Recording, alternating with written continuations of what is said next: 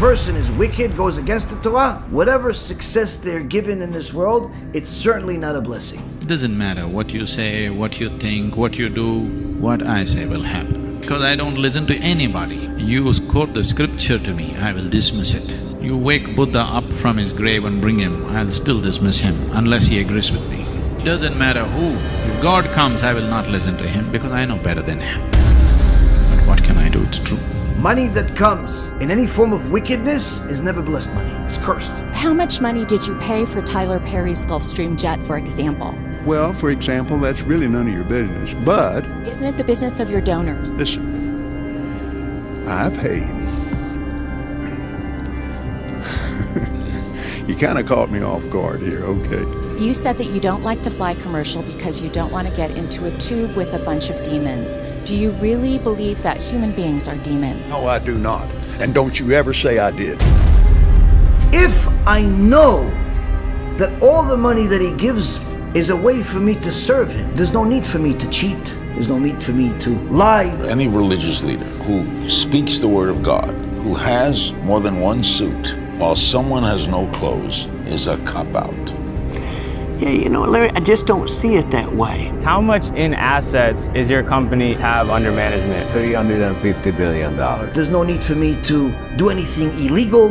There's no need for me to do any type of scandal. If you were willing to pay the price, you could talk directly to God. This market is gigantic, beyond comprehension. We're talking about billions and billions of dollars.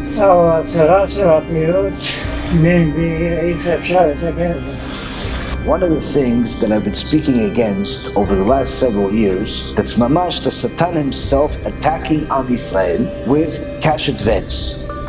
These guys call businesses across the country and they're offering quick money. They say that if you're in a tight spot, they can get you 50, 100 grand overnight. There's no need for me to take advantage of anybody. I had these guys selling their houses, life savings, loans, all of it to me. Give me it all. Real happiness, real fulfillment doesn't exist in that business. Some new explosive allegations in the Tony Robbins sex scandal. Several more women are accusing the self-help guru of inappropriate behavior. By putting pictures of yourself on social media, on your WhatsApp, on your TikTok, on your Facebook, and all of these different places, you yourself are minimizing your significance in the world. The world of deepfakes is very sinister. A world of digitally altered videos and images that can be made using just one photo of someone's face. People who spend more time on Facebook suffer higher rates of depression than people who spend less time on Facebook. It'll destroy relationships, it'll cost time, and it'll cost money, and it'll make your life worse. 37% of teenage girls between 13 and 15 were exposed to unwanted nudity in a week on Instagram. You knew about it. Who did you fire?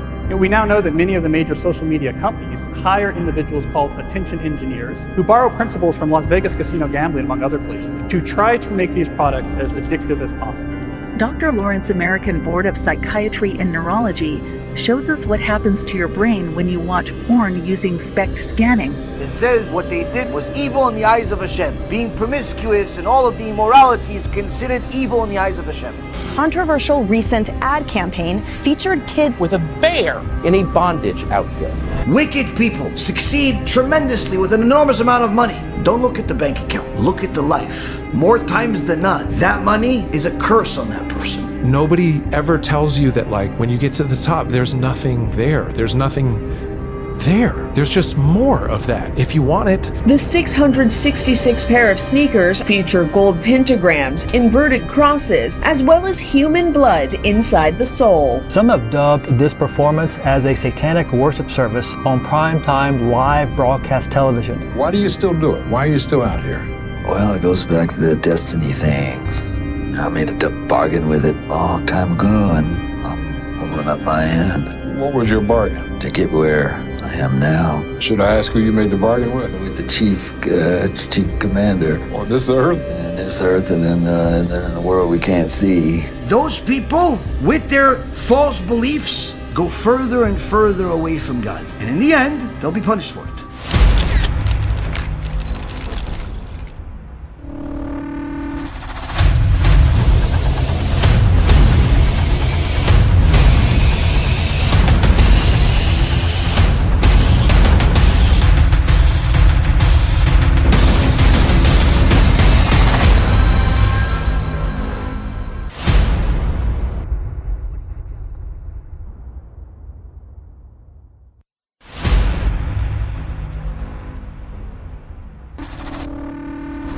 One of the things that I've been speaking against over the last several years is this wicked business that's mamash the Satan himself attacking Am Yisrael, again, with cash advance. In so many words, lending money with high interest. Everyone knows that a Jew is not allowed to lend another Jew money and charge him interest. Of course, if a Jew is a Mechalel Shabbat, his halachic treatment is as if he's a goy, so technically if you did charge him interest, you're allowed to. Ovadia paskins that way, and many other paskin that way, but they don't recommend you doing it anyway, simply because it'll get you used to charging Jews interest. And number two, if he does tshuva, you have a very serious problem. Whether it's the lender, the borrower, the broker, all of them have no olam haba. All of them are in very, very serious problems. So you would think, oh, this is clear cut, this is known already throughout all of our history. What's the problem? The problem is that Jews are known for being in the lending business throughout all of history. Even from the time of Shlomo HaMelech. Shlomo HaMelech made a takana, Jews are not allowed to be in the lending business and charge interest. Not Jews and not goyim. Of course, not everybody listened, and throughout all of history we've had many, many problems because of it. So now over the last 20, 30 years, this horrific business of cash advance has picked up its steam and it's caused a lot of trouble, where majority of the most successful companies in that business, in that high interest lending business, are not only Jews, but they're Jews that are religious. They have the shtraimo, they have the hat, they have the rabbinical title, they have the kollel background, they have the yeshiva background, and so on and so forth. You go into an office, you think it's a kollel. But the reality is it's a world apart, and it's an entire industry. It's not one or two companies. We're talking about hundreds of companies. We're talking about billions and billions of dollars, and they're being lent at very, very high interest. The normal bank rates today with low interest rates, 4, 5, 6%. If you have bad credit, let's say 10, 12, credit card, 25%, that's it, finished. Other than that, go to the mafia if you want to pay more. But in so many words, that's where it goes. Cash advance business, if you have a really nice guy and he's not an outright murderer, he's going to charge you 45 to 50%. But if he's a standard, normal cash advance person, 80 to 400%. Now, this is gizil. It's not considered lending. It's considered stealing. Even a teriska would not work on such a business. We have a history of this. Many of the chachamim forbid charging interest. Now you're going to tell, yeah, they forbid it for the Jews. No. The prohibition is to not charge goyim interest. It's needless to say, the Torah forbids you from charging Jews interest. But now the lending money with interest to goyim that everybody's talking about, that it is permissible with under those conditions, it's lending with interest. That maximum rate is what's permissible by the government. That's the average rate. Meaning, let's say if it's bank rates, the bank is average, let's say 10%, that's what you're allowed to charge. You're not allowed to charge 15% or 20% or 15%. No, you're not allowed to do that. So needless to say, you're not allowed to charge 50 and 100 and 200%.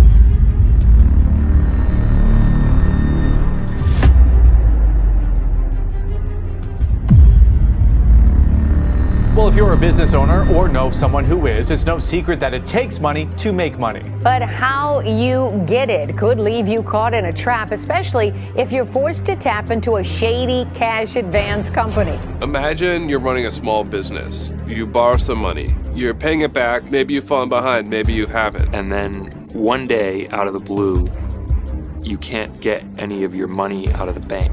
Predatory lending always pops up at the most inopportune moments. It's sickening. 1 in 20 households have taken one out at some point. It's a $9 billion industry.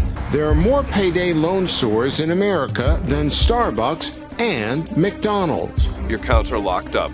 They've been seized without any notice to you. Every day we were getting our bank account hit, every single day. Well, it got to the point where it was nothing there and it was going negative. I mean, if you charge somebody, 400% interest rate, I mean, that's greed, right? These guys call businesses across the country and they're offering quick money to say that they can get you 50, 100 grand overnight. The loans are very expensive, with interest rates as high as 300 or 500% annualized, 20 times as much as you'd pay on a credit card. Charging sky-high interest rates up to 400% on loans to small companies. Often it's 300 or 400 percentage points on an annual basis. Average annual rates of 570%. Some of those rates legally are as high as 1,900% a year.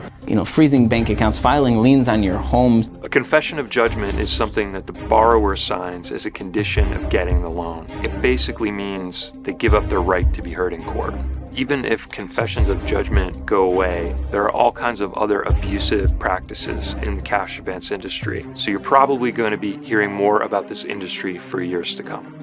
No one allows that in history. Even if you have the permission from the government, even if you have the permission from your local rabbi, in Shamayim you do not have permission. Why? It's immoral, it's not right, it's a bad product. And you would not want to buy it. If you wouldn't be a customer, don't sell it. If the commissions are really high, usually that's a problem. Nobody likes to pay high commissions for good products. Good products sell themselves. If you see a specific group of people focus and all of a sudden there's new businesses selling the same product popping up like mushrooms everywhere. All of a sudden everybody's in the cash advance business. All of a sudden everybody's in the insurance business insuring washing machines. Why? It's a scam. Eventually the deen of Shamayim will come upon a person and those people are guaranteed to lose all of their money. You see, if you look at the history of all of those people that had these finagling type of things, eventually they ended up losing everything. Don't be part of that system. Eventually, HaKadosh Baruch Hu shows you who's boss. You see some people go to jail, some people die early, some people see their kids die, all types of lawsuits, gambling, all types of issues. It's going to be a major massacre of disaster in that industry. You'll see one after another, every one of them going. Why? Because eventually HaKadosh Baruch Hu is going to close the shop. Why? It's happened before. It happened in England 900 years ago. It happened in Germany 70 years ago. It happened many times. And usually those people that are in those corrupt businesses that are taking advantage of some type of industry loophole, either there's no compliance in the industry, there's no regulation in the industry, there's no watchdog in the industry, there's just a lot of stupid people in the industry and all types of things. Usually HaKadosh Baruch Hu says, oh, they may not be watching, but I'm watching. Some of the people that have been the most successful in history weren't criminals like those people. They did business hard way, but the honest way, and they got far. No posek in the world, real posek in the world will allow people to be in the cash advance business, not because they're lending to goyim, but because of what they charge. What they charge makes their business illegal according to the Torah. Anybody. Surely they're not allowed to lend the money to Jews, but they do, because no application is allowed to ask somebody, hey, Steve, are you Jewish? You can't ask, you don't know who you're lending to. You could be lending even to a frum Jew. And then you lost your olam haba with that one lend. You lend to 1,000 people. One guy is a Jew, you have no olam haba. One guy is a Jew, you lend to 10,000 people. 10,000 people you have. You're a big tzaddik in the business. Everybody wants to borrow money from you. One guy's a Jew, you go to Genom forever. Only a moron and a rasha merusha will permit such a business. Doesn't exist. Who gave you the permission to charge 40%, 50%, 80%? What posek in the world allowed you to charge predatory rates? Go borrow $10,000 with 40% interest. See what happens. You go bankrupt. And I also brought historical events that happened to the Jewish people when they were in this type of business. It's not the first time. Am Yisrael unfortunately has a history of being in the lending business in such a fashion that we're known as predatory lenders throughout all of history. It's not a new thing because of our lending. One of the reasons why the Nazis, Yimach Shemam v'Zichram, justified murdering and massacring us and so on is because of lending practices we had. Part of which were made up. They obviously imagined in their wicked minds. Part of it was true. Part of the stuff that they blamed us to do was true. We did charge high rates. We did do certain things that were wrong. You can't just say, oh no, it's all fake. It's not all fake. There are certain things that are historical validations. And the reality is, every single time we were in a position of power, it's because there were a few Jews that were lending money to the goyim, and many times it happened that they charged them high rates, and the goyim got angry, and they revolted. Why? Nobody wants to pay the high interest. So what do? Instead of paying the interest, they kill you. Simple. It's very easy for a goy to kill. So all of these people that are building this industry, I've said it in my shurim in the past, and I'll say it again. All of the Jewish people, and you could put this on YouTube, because it's already on there anyway. You could send it to all the rabbis and send them, it's for me with my face. Every single person that's writing people a permission to be in the cash advance business, all these stupid businesses, all the fake stuff that they're doing, every single one of those rabbis will go to Genom and will never come out. They are part of creating the next Holocaust that's coming to America. History shows us what we've done, what transpired, what we're doing, and what's transpiring. Cash advance business rise, anti-Semitism rise. They have themselves a problem with HaKadosh Baruch Hu. It's a problem that is going to be very, very hard to solve. The Gaon, Rabbi Yechezkel Landa, in his Sefer, Drashot Tzlach, on page 539, he warned about this danger of Jewish people lending money with interest. And he writes as follows: it's forbidden to lend with interest to those nations whom we live in their shadow and treat us favorably. They are people of faith, believers of the blessed Creator, and the Torah of Moshe came from heaven. Anyone who takes interest from the nations in our times, more than the norm in the markets of that country, is committing two evils. One, the very fact of taking interest payments itself is evil, and furthermore, he is in the category of a rodef, who is among those who put the Jewish people in danger by giving us a bad image in the eyes of the nations. It is appropriate for us to follow the attributes of the Holy One, blessed be He, who desires kindness. But as a result of our many sins, continues Rav Landau, the wicked people act the opposite of this instruction. As Shlomo HaMelech says in Proverbs 12:10, the mercy of the wicked is cruelty. We can clearly see that those people who lend money with interest initially seem to be an act of compassion and lending money to the poor in his time of distress. However, in the end, we see that this is an evil and cruel dispensation. This lender increases the interest and makes things tougher on the borrowers with biting interest. Eventually, the poor man simply cannot bear it, and the lender comes to take away all the poor man's property as part of his interest obligations. Similarly, brings a Rav Ephraim in his Sefer, Rav Michael HaKohen Baruch narrates in his book called Zichron Avu Bno, page 334 and 335, his own memories of his life when he lived in Ukraine in a place called Colombia. And he tells of how there were certain Jewish personalities who took high interest, even more than the value of the principal amount, meaning over 100% interest, and they caused a lot of animosity towards the Jews by the non-Jews. 100% in cash advance is cheap because some of them are charging 600-700% and even some as high as 4,000%. But here he's talking about how this interest of 100% caused anti-Semitism in Ukraine. If that was enough, this would be sufficient. But there's more. An historian by the name of Eliezer Bashan came to the conclusion in his book that there was a certain degree of justification to the hatred that the locals had towards the Jewish population in Fez, Morocco. This was due to those Jews who were on one hand enjoying the hospitality of the foreign nation, but yet on the other hand, they were lending them money with high interest. Even the rabbi of Fez of Morocco at the time from 1873 to 1900 also agreed and joined in holding these Jews at fault. Meaning this is not just a lone historian that is agreeing with the Gentile perspective. No, the rabbi of Morocco agreed that these wicked Jews are causing anti-Semitism. So whether it's Morocco or it's Ukraine or it's Poland or it's Germany or it's anywhere in history, you saw Jews lend money with interest, it creates anti-Semitism. One of the businesses that many people are going to today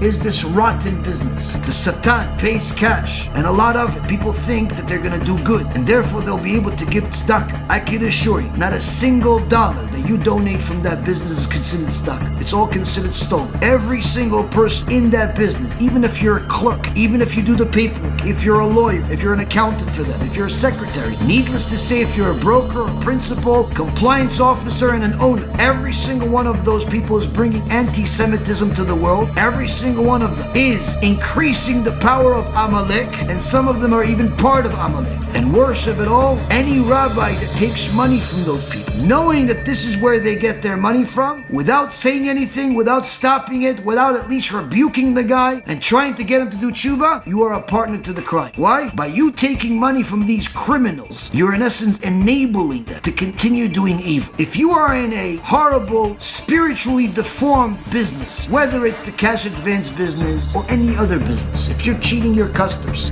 if you are cheating anybody, if you're stealing, if you're being dishonest, if you're a dishonest doctor, you're a dishonest lawyer, you're a dishonest in anything, you are empowering Amalek. You are bringing a Holocaust to the Jewish people. Don't blame the non-Jews for being evil. They're simply being used as a tool by Hashem to get us to do tshuva. Why does Hashem use them? Because of people like you that steal from them, that empower them. This doesn't justify their sins, doesn't allow them to cause us any harm. But it's important for the Jewish people to know this is not a new thing. Anti-Semitism anti-Semitism being on the rise is not a new thing. Dozens of arrests made overnight at NYU as pro-Palestinian and anti-Israel protests turned violent. More than 50% of Americans have already admitted that they hate the Jewish people. Who knows about the other 50% that hasn't admitted yet? That means it's between 175 to 200 million people in America alone that hate Jews. Needless to say, the people around the world, they have all the reasons in the world to not hate us, but you're giving them a reason to hate us. We've invented amazing things. We've brought amazing things to the world, whether it be technology, medicine, all types of innovation, all types of things, and most importantly, religion. But you, with your rotten greed, are giving the non-Jews a reason to hate the Jews. No, it's not because of the religious Jews like me that the non-Jews hate us. In fact, even anti-Semites like us. In fact, even anti-Semites write comments under my videos and say, you know what, you make me respect the real Jews. Now I know there's a difference. And guess what? Just because someone is religious doesn't mean they're a real Jew. And just because someone's not religious doesn't mean they're a fake Jew. Don't tell me Mashiach. Mashiach's not going to help people like Mashiach will destroy people that empowered Amalek. Many of our communities don't speak about stuff like this because there's money involved, because there's reputations involved, because of all types of flawed reasons. We have to understand this distance that the people have from Judaism today is not because they know so much about Judaism and they decide they don't like it, but quite the opposite. Because the average person, the average Jew, is not given a real Jewish education, even if they sometimes go to yeshiva. They smell, the kids of this generation smell the dishonesty in the air. They ask rabbis basic questions about reward and punishment. They can't get a legit answer. They ask different people about different types of things. They can't get a normal answer. We are all at fault here. Instead of crying about a building that was destroyed 2,000 years ago, perhaps we should start crying until we change today, until we fix our behaviors today. Now, while everybody has an excuse of why they're not so ready to be a Talmid Chacham and study Torah all day, fine. Can you at least keep the basics of mitzvot? And you know what? We'll make it even easier. Can you at the very least be honest in your business? Be honest in your ethics? Be honest with your morality? Stop chasing all types of things that are forbidden, all types of things that don't belong to you. If there's an ounce of decency in any one of us, we have to start seeing what the truth is instead of defining it. This is the truth. This is where I go. Whether it's Morocco, or it's Ukraine, or it's Poland, or it's Germany, or it's anywhere in history, you saw Jews lend money with interest, it creates anti-Semitism. At the time of the Holocaust, many people were in a similar situation like we are today. Anyone that studies the Holocaust a little bit will see that it's almost identical. With the exception of iPhones and iPods, everything else was the same. Intermarriage before the Holocaust in certain parts of the world, especially Germany, was over 80%. Intermarriage in America, which is the modern day Germany, is over 80%. That means that 8 out of every 10 Jews in America, we have 6 million Jews in America, give or take, 8 out of every 10 are marrying non-Jews. Hashem Yirachem. Now that means if things continue, they continue marrying Goyim. We are one generation away from simply not having Jews. Hashem Yishmo. When someone asks you, where was God during the Holocaust? The honest Torah answer is, He did it. That's the answer. How do we know He did it? He said He's going to do it. He said in Parashat Kitisa. He said in Parashat Kitavo. He said in Parashat Azinu. He said in Parashat Bechukotai. If we don't do certain things, He'll punish us. But specifically, things like intermarriage, Chilul Shabbat, things of that nature, He says the punishment very, very heavy. To such an extent that He gives you details of what happens if we don't take Him seriously. He says, treat me with casualness. You don't care about what I say, I'm going to treat you with casualness. When the Goyim start anti-Semitism for no reason, one day, a bunch of people decide to start killing Jews for no reason. This was a warning shot. Kadosh Baruch Hu is talking to us very carefully. He's trying to get our attention because He doesn't want to bring another Holocaust. But the Holocaust happened because we didn't take it seriously. So Kadosh Baruch Hu says, listen, if I let you continue acting like Goyim, continue violating Shabbat, continue the intermarriage, continue dishonesty, continue charging people interest that's absurd, like what's happening in the merchant cash advance business today, Hashem Yishmo. People are just completely robbing people blind, thinking it's permitted because it's Goyim. Oh no, I'm only charging him 50%, Rabbi, only 50%. I'm like, oh, so you're only taking half of his life, not the whole thing. No, but Rabbi, he's a Goy. I said, it's worse if he's a Goy. No, I thought, Rabbi, that you're allowed to charge Goyim interest. I said, who told you? Doesn't it say it somewhere in a book? I said, you're relying your whole Olam Haba is relying on something you never saw in a book. You have a whole business, every day you're lending people money because somebody told you you're allowed to do it. Now you know if you're wrong, doesn't matter if you keep Shabbat. Doesn't matter if you do everything else right. If you're wrong about this one thing, you have no Allah about, you're finished. You go up to Shammai and say, okay, yeah, you go to the hot place. Why? But I kept Shabbat. Yeah, we'll set off the fire on Shabbat. If a person makes a mistake because he didn't study, HaKadosh Baruch Hu doesn't count it as a mistake. Counts it as if he did it on purpose. You can't go up to Shamayim and say, Hashem's gave you 70, 80, 90 years. Say, I didn't know. Because for your business, you studied for 20 years. For your law degree, you studied for 20 years. So how come you didn't learn how to be a Jew? In a Torah, Rabotai, anytime you have a shiur Torah, the rabbi is supposed to provide you sources, what book it's from, where is it from. Why? Shows us this comes, what he just said, comes from Mount Sinai, not his opinion. Now when it comes to lending, a person needs to know that even lending money to goyim with charging interest is not so pashut, it's not so simple, meaning you cannot just charge them whatever you want, and you cannot even charge them interest just because of that. And a lot of people don't know this, and they just assume they can do whatever they want, and they don't realize that it's actually what they're doing is a worse sin than lending to Jews with interest. If you cheat a Jew, that Jew is going to say, you're a bad guy, you're a bad girl, I don't like you. Why? You cheated me. Now if you cheat a non-Jew, what does the non-Jew say?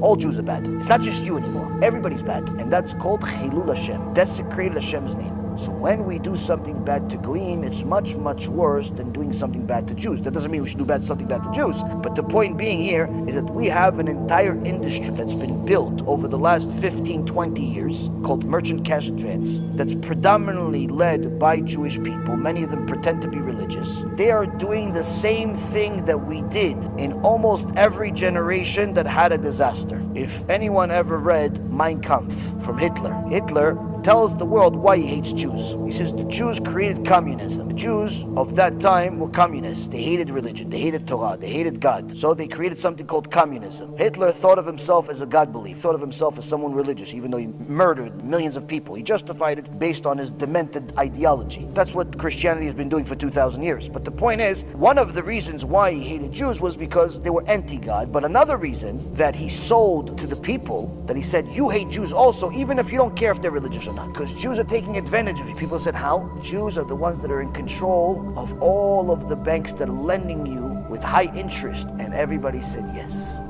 Meine Arbeit für richtig Geld. Ob du glaubst, dass ich fleißig gewesen bin, dass ich gearbeitet habe, dass ich mich in diesen Jahren für dich eingesetzt habe, dass ich anständig meine Zeit verwendet habe im Dienste meines Volkes. Gib du jetzt eine Stimme ab. Wenn ja, dann tritt für mich ein, so wie ich für dich eingetreten bin. Why? Because it was true. The Jews destroyed the economy in Germany by simply lending money with high interest. People that cannot meet this demand, the business is not growing as high as they thought it was going to grow, ended up closing down shop and saying, listen, I'm defaulting, and declare bankruptcy, you have to start all over. Oh, it was the Jewish guy. When Hitler says, yeah, all of the lending is from the Jews, everybody joined him. Overnight, a loser named Hitler that never had anything significant of meaning became a world leader that's very powerful. Why? HaKadosh Baruch Hu says, you didn't listen to the warnings, now here's the message. 500 years before that in Spain, the same thing happened. 900 years in England, it happened. 1186, the Jewish people were doing really well financially. Primary business, lending money, ignoring the Torah rules. One day, the leader of the place goes on vacation. They're going to decide to start mass murdering Jewish people in the streets. Why? We're tired of paying you interest.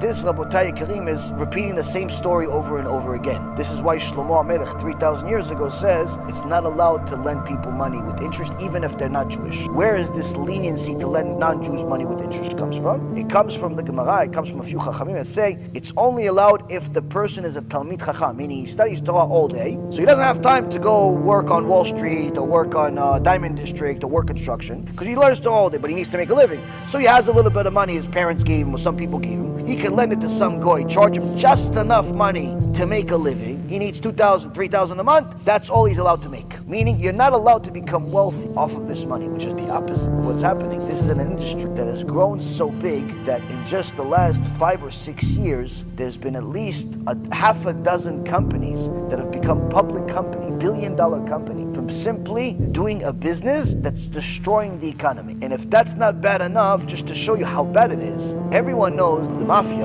their primary business was lending money for years, for all of generations. That's what the Italians did, that's what they did. You didn't have money from the bank, nobody was able to lend you. You go to the Tony from the Mafia. He says, how much do you want? I want 100,000. Okay, 100,000, 30 points a week. Pretty much by the time you paid him back the loan, you gave him also 2 lungs too. Or he took him out of you. One way or the other, he's getting his money back. This business of merchant cash advance business is so horrible. The Mafia shut down. They don't lend money in the streets anymore. You know how they lend money? They also open merchant cash advance. Why? There's more money there, legally. If the Mafia is your co-worker, that already gives you enough of an understanding it's not a good business. HaKadosh Baruch Hu gave us warning signs. When we don't follow them, problems happen.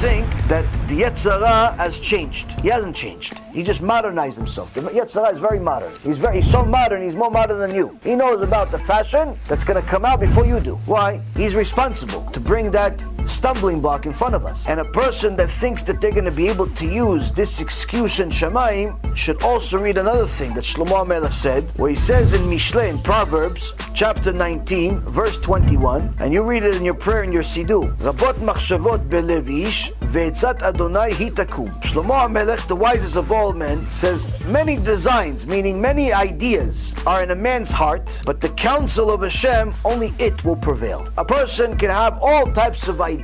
He can have an idea, no, I'm going to do this business, I'm going to be a billionaire. Okay, it's good you have confidence. It means zero. Very good. You need to have confidence before you do something. But as far as whether that's going to lead to a certain outcome, absolutely not. Unless that confidence is in Hashem. If that confidence is in Hashem, that could actually change the outcome. Why? Because having confidence in Hashem by itself gives Hashem a reason to give you what you want. If what you want is good. As far as to just have confidence, I'm going to start this business and therefore I'll make money, it doesn't mean anything. It means something in fairy tale land. You know, all these gurus of today, there's like a new guru every day today. It used to be just Tony Robbins, Zig Ziglar, and a few other guys that said the same exact idea in different words. Now every Joe Schmo is a guru, has a YouTube channel, and he sells you a course that says absolutely nothing for $2,500. What does he tell you? You have to work hard. I'm only looking for people who are dedicated to this, who are going to be focused on this. This is for people who are willing to put in work. This is for real people who are willing to put in real work. You have to believe in yourself. You have to listen to all my videos and buy the books that say the same exact thing as everybody else before me. And it's all revealed right here in this book. I'm gonna give you this for free. You're giving away your free book. You're just trying to sell me stuff. Of course I am. I have no shame. I have no guilt. I have no hesitation. Every day there's a new guru. Some of them never made money working $15 an hour. First job, being a guru. I'm going to teach you how to be a millionaire. How? Do what I do. Tell people how to be a millionaire. The guy never made $1. People are buying it. They start these courses. They drag you on for an hour and a half. By the time you listen to this Joe, you already feel committed. No, because he gave me a free seminar. All my secrets I'm going to unveil to you. This is the blueprint to becoming a millionaire, and I'm going to walk you through the levels to becoming one. An hour and a half later, he hasn't said anything. He told you his sob story of how he used to be homeless before he fooled people like you. I was a very insecure kid. I was slightly pudgy, and now I'm on the Australian Financial Rich List under Margot Robbie. Felt like a jail cell. I felt my life literally being sucked out of me minute by minute. And believe me, there was other failures in between, times when I didn't sleep for months on end. And I got beat up quite a few times. He was tired of day-to-day job and the grind, and now he figured out how to do it, and now I'm going to tell you, but before I tell you, let me tell you what else I went through. An hour and a half later, I'm like, okay, tell me something. Oh, you want me to tell you the real secret? Subscribe here. $26.99. Not $26.99. $2,699. And guess what? They're selling it by the dozens. I'll never forget, these guys paid $12,000 each to sit in that chair. 3 days I got to look at their ugly faces. gives you the course. Guess what? He still tells you nothing. I spent over $50,000 on so-called fake gurus, the ones that pop up on every YouTube ad and then get exposed. I'm going to give you the biggest learnings I've taken away from spending all this money so you don't have to. Here's how I spent my money. I went to a few Tony Robbins events, bought Sam Altman's courses, got a couple of business coaches, and countless of other small purchases. While lots of it was great, so much of it is complete garbage. And because I'd already built $1 million business using free advice from the internet before buying anything, I was experienced enough to understand some really shocking things that the newbies didn't. He tells you the stuff you could get for free on the internet, but then you feel like I'm already invested into this thing. I'm committed to it. So when the guy starts selling you all of this emails, you have to come, you have to listen, you have to do this, you watch the YouTube, you watch all these private videos and all this nonsense. He tells you, oh, there's a special seminar only for my select students, only select ones. And it happens to be that my select ones could afford to pay me $5,000. But they're select though, they're select. And then people buy into that. And then they go to a bunch of places, and they're surrounded by a bunch of other morons that fell into this system. And every single person paid $5,000. So what do? They all jive up each other, they all gas up each other. Yeah, you bought into it. Yeah, it's real. Yeah. And no one knows what's going on though. They're all special. $5,000. 5,000 people show up. The guy makes $20 million for doing nothing. If you're a millionaire, why sell a course?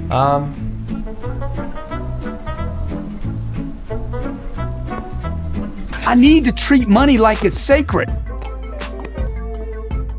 But guess what, guys? The next seminar is going to be even better than this one. People buy into it and buy into it. And today, one of these commercials that you have on YouTube, this kid, honestly, if he still wears a diaper, I wouldn't be surprised. But he's a guru. He didn't look a day older than 16. But he's telling people how to be rich. And there's countless people like this. Countless. I've made over $500,000 at 15 years old in just the last 6 months. And it wasn't through getting this. I simply just used Snapchat. I just made $5,000 this morning with a stock trading strategy that I want to explain in this video. In this video, I'm going to walk you through the exact steps that you need to take to make money selling online courses. I'm literally going to share my entire blueprint with you that's allowed me to make over $1 million in the past year, so make sure you tune in and pay attention. It is really stupid. Why? Because people are not searching for the truth. What are they searching for? Quick way out of my problem. This also has to do with the Mashiach ideology that people have, where they want Mashiach now, without actually knowing any of the laws and the actual reality that has to do with Mashiach. Where it actually says Mashiach comes, is going to be Gog and Magog. It's going to be war. Lots of people are going to die. You're going to know some of them. It's not going to be a fun time. If Rabbi Eliezer ben Holkinos and all of the sages that discussed Mashiach said they were scared to live at the time of Mashiach, but you're saying Mashiach now, it's a little bit of a problem, right? They knew more than you and they were scared. How come you're not scared? So that's the thing. People think that Mashiach is like the Social Security office. It's going to give you some money. Oh yeah, they fired me, poor me, they fired me. Okay, no, what do you want from us? I want you to give me a check every 2 weeks. Oh, okay, no problem. Fill out over here. It's not our money anymore. We'll give it to you. No problem. Here you go. $500 a week, $1,000 a week. No problem. People think that's Mashiach. What happened to you? Oh, I made all these sins. Oh, you made all these sins? Okay, what do you want check? How much you want me to pay for this? Okay, so here you go, check. Here you go. Give it to God. Go, give this check to God. He'll pay for all your sins. That's what they think Mashiach is. Mashiach is going to pay for their sins. That's Christianity. So it's very, very important for a person to know, as much as we make this issue humorous a little bit, to lighten up the topic.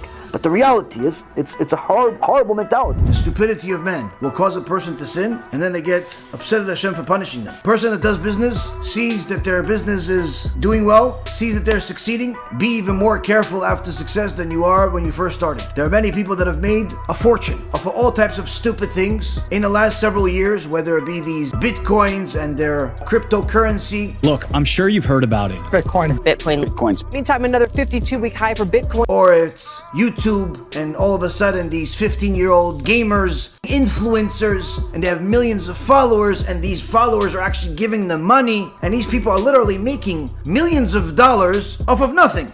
Today I'm here at one of the largest gaming tournaments in the world to find the top players and ask them how much money they earn. So how much are you bringing in full time? Over the past 3 or 4 months, I made about $30K. How old are you right now? 17. How much did you bring in last year from playing Fortnite full time? Probably $100K. It's over 6 figures. 6 figs? Probably 20-30K a month. Almost about 500,000. In US? Yeah. I'd say a little over 6 figures. I'm 24 now. About 700K. Around 700K earnings. Over $1 million. 40,000? Wow. It's 245,000. I think I need a meal. Once. Wow. Yeah, that was very nice. We raised 1.4 mil for Feeding America, and that was super rewarding. 480K off of AdSense. Last month, my channel brought in around this much. I'll just say our biggest month in earnings is still ahead of us, but it allows us to support, about 200,000 square feet of Burbank studio space, which is not cheap. We've got about 125 employees. We've got multiple brands that we're launching. Listen, God wants to give it to them. What's the problem? The problem is that the Gemara in Masechet Sukkah says, person that loves money will never have enough money. How much in assets is your company have under management? $350 billion. Wow. You've achieved what most people would consider the dream life. Billions of dollars, you have houses around the world, you have a family. What's left? Is there anything that you feel like is missing in your life? No, sure, I still want to succeed better than I am. So far. If you didn't have ethics before you got money, certainly you're not going to have it after you got money. And in fact, it will deteriorate. And what ends up happening is that these people get blessed with a fortune. This 20-year-old, 25-year-old, 35-year-old, 40-year-old all of a sudden sees a huge fortune of money coming their way, whether they're selling masks for coronavirus, or they're selling video games, or they're simply making people watch them play video games. Whatever nonsense that people do, God decides to bless them. And what ends up happening is, it's not enough for them. Now that they have a following, now that they have an audience, they want to do something big. They want to join the Forbes 500, but it's not enough for them to continue growing in a reasonable fashion. No, they want to do something big. So what do? They get into some type of scam. We were taking their money, all of it. You gotta lie to him. Make him think that if he's serious about you, that nothing else matters. I had these guys selling their houses, life savings, loans, all of it to me. Give me it all. Or you can join what Andrew Tate says is a secret society of elites called the War Room. So now I have the greatest network on the face of the planet. And when I say it's maybe the most money, it's not because of the membership fee. The membership fee is very low. It's cheap. Only $5,000. It's because of the opportunities and connections inside of the War Room. Let's not be stupid. All elite clubs in the world are elite because elite people are invited to them and they're exclusive. You can't just join them for $5,000. Andrew Tate has a self-reported net worth of $100 million. But this is all from manipulating and taking advantage of weaker men. All of it to me. Give me it all. But don't just take my word for it. So I like to make money off the vices of the weak. They start promoting some type of off product, off thing, some type of Ponzi scheme, and many times they end up hurting a lot of people in the process, as it's happening right now. Many of these people that have made a fortune on the internet and all types of social media, so-called personalities, are literally conning the very same people that gave them the money that made them successful. Speech is even more dangerous than appearance. There are many people that look like average Joes, look like average people, but yet when they start speaking, they can manipulate people, and the Torah calls them slick-tongued people. These people have the gift of gab. Either they're very good speakers or they simply know how to manipulate words in such a fashion your average person will believe them. And it's not even necessarily that they're so entertaining, but rather that whatever they're saying is believable. And unless a person is going to double check every word that they said and invest time into checking, they're simply going to take whatever they said to the bank. These speeches are certainly one of the key tools that the scoundrel, the crook, the imposter uses often, and even movements. Why do they do all of this? Why do they dress this way? Why do they speak this way? Why do they move this way? Says the Chazon Ish, so as to win the hearts of his townspeople, causing them to trust him, to believe in him, and then use this trust to spread falsehood to benefit himself. Although that part is a given, anytime somebody misleads, it's for their personal benefit. But the way that the crooks work is sort of like a long-term investor. Usually they're not looking for a overnight success. Usually they're very patient people, and they wait for their opportunities carefully, patiently, as if time is in their favor. But if you follow their behavior, you'll see that this was all literally one big master plan. The bigger the crook, usually the more clever they are. They're usually not stupid. In fact, they're usually very smart people. But smart, intellect, IQ don't necessarily mean a person's going to be good and use it for good. It works in such a seamless way, most victims don't even know it's happening. These people will do things in order to fill their pockets. But many times the way they fill their pockets is not the the normal way. They don't necessarily ask people, send me millions of dollars, like the Christians do. You know, the Christians have this whole thing of how they command their people to give them a plane that's worth 10, 20, 50, $100 million. And somehow the people foolishly listen. They command their people to give them 10% of whatever they make, or else they're exorcised from the community. They're frowned upon. Here we see that, of course, it's because the evil inclination when it comes to funding Torah is much greater to fund idolatry. The evil inclination wants you to fund idolatry, hence the reason why there are so many of them, so many big churches, so much money going in. But the point being is that when the other places, the other religions, the other belief systems misguide and mislead their community, no Jew in the world is surprised by it. They've been doing it for ages. One was recently uncovered by the news where they said there was a certain pastor took his own community's money and simply stole it as a Ponzi scheme. And this is not the first or the last story of such. Many people hated the fact that many of these big churches were led by people that were very, very wealthy to the point of obnoxious wealth. Multiple planes, fleet of planes and boats and all types of things, while some people in the community barely had something to eat. You said that you don't like to fly commercial because you don't want to get into a tube with a bunch of demons. Do you really believe that human beings are demons? No, I do not. And don't you ever say I did. Get in a long tube with a bunch of demons. Copeland is being confronted about his purchase of a Gulfstream jet. And it turns out that that jet is just one of a fleet of jets that he owns, along with a boathouse, a mansion, and his very own airport. A preacher that is supposedly worth hundreds of millions of dollars, with an enormous following. That he is just one of many. Pastor what is now the largest church in America, a weekly sermon watched by more than 10 million viewers on television. One of my chandeliers costs more than most people's house. I got 22 chandeliers in the house. They don't need mansions. They don't need jets. God told me to have that plane. Any religious leader who speaks the word of God, who has more than one suit, while someone has no clothes, is a cop-out.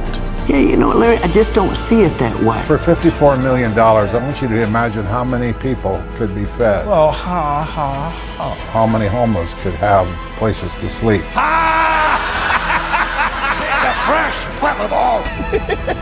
Televangelism is still thriving in this country. If you were willing to pay the price, you could talk directly to God.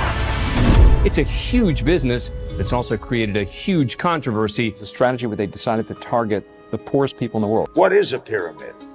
What is If that's not a pyramid, what's a pyramid?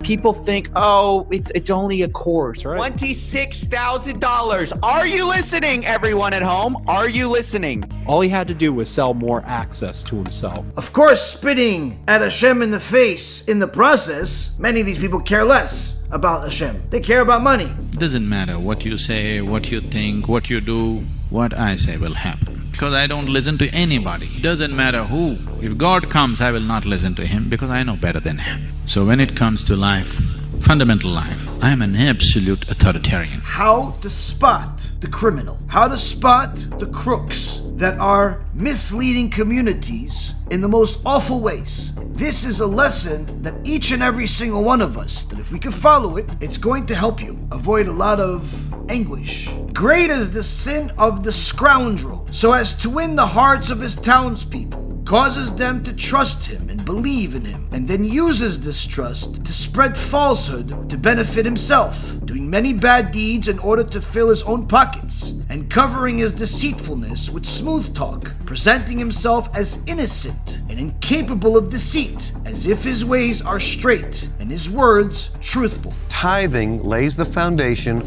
for financial success and abundance.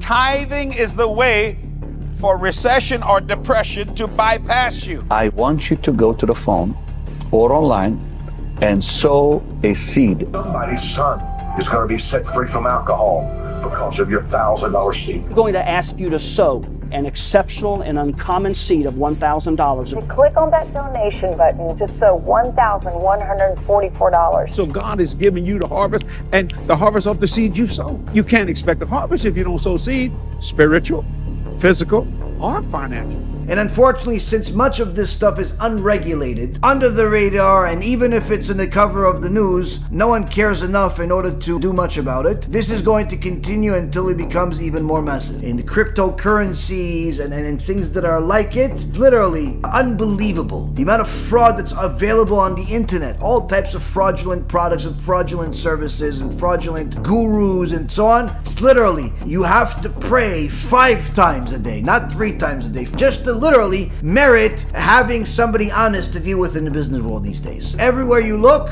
there's some form of dishonesty, there's some form of corruption. And people would assume, yeah, but if they already have a lot of money, why would they cheat? It has nothing to do with having a lot of money or not. Just because somebody has a lot of money doesn't mean they stop cheating. A person that has confidence in Hashem, cheating, lying, it's not part of their vocabulary. I know that whatever is mine, God will give me. I don't need to cheat. Whatever He wants to give me, He'll give me. I don't need to cheat. And in fact, me cheating is going to guarantee that whatever I do get, that comes from God anyway, is not going to have the blessing, and therefore is going to come with curses, and therefore will be taken away, and it therefore is going to create a lot of problems that are going to literally turn the person's life into a cursed life. In the world, people today admire successful people, famous people, whether they're famous basketball players, all types of other forms of celebrities, famous executives, successful executives. Many times people don't even know who the person is, but as soon as they hear that this person is successful, that this person had a certain amount of success, they start admiring this person and taking every one of their words as if it's Mount Sinai. And in fact, this is the sleeping ground for all the thieves and the crooks. One of the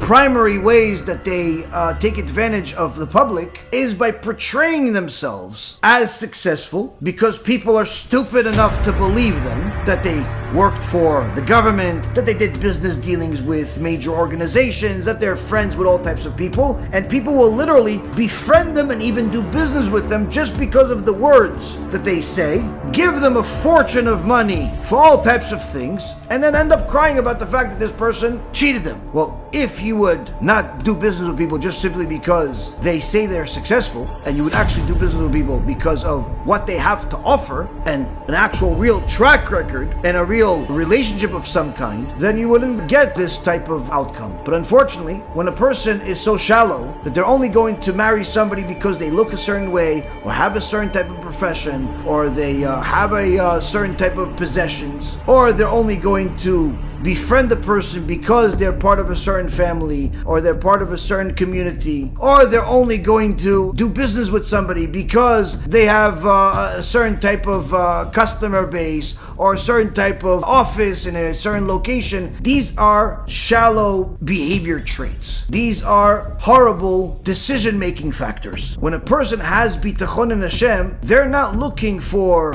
what kind of suit a person is wearing in order to make their determination. They're not looking for all of these types of things that are superficial and shallow. The primary thing that a person is looking for is, does this person have yirat shamayim or not? Do they have fear of heaven or not? Of course, they need to be able to conduct business, but do they have any fear of heaven or not? Now, of course, there are many times that you need to do business with somebody that is not even religious, so obviously they do not have any fear of heaven. But even the people that are not religious, even the people that do not have the same beliefs that you do, can still portray a certain level of respect for the Torah, for Hashem, that is enough for you to make a more educated decision, if that's the only choice that you have. But if a person portrays complete carelessness about God, and in fact is even insulting and mocking one of these enemies of God, the LGBT, obviously these are people you have to run away from. But the point being is that we have here a society that admires the most shallow things, that also makes society very vulnerable to scams and scandals. And wait till you'll see how many Ponzi schemes and scandals unfold in the coming year or two once the market collapses, because when the tide returns, that's when you know who is wearing clothes or not. From new explosive allegations in the Tony Robbins sex scandal, several more women are accusing the self-help guru of inappropriate behavior. Motivation guru Tony Robbins is responding to allegations of sexual misconduct. He denies ever doing anything untoward, but at the same time, he's also issuing an apology. There was some freak out, like, you just need to leave.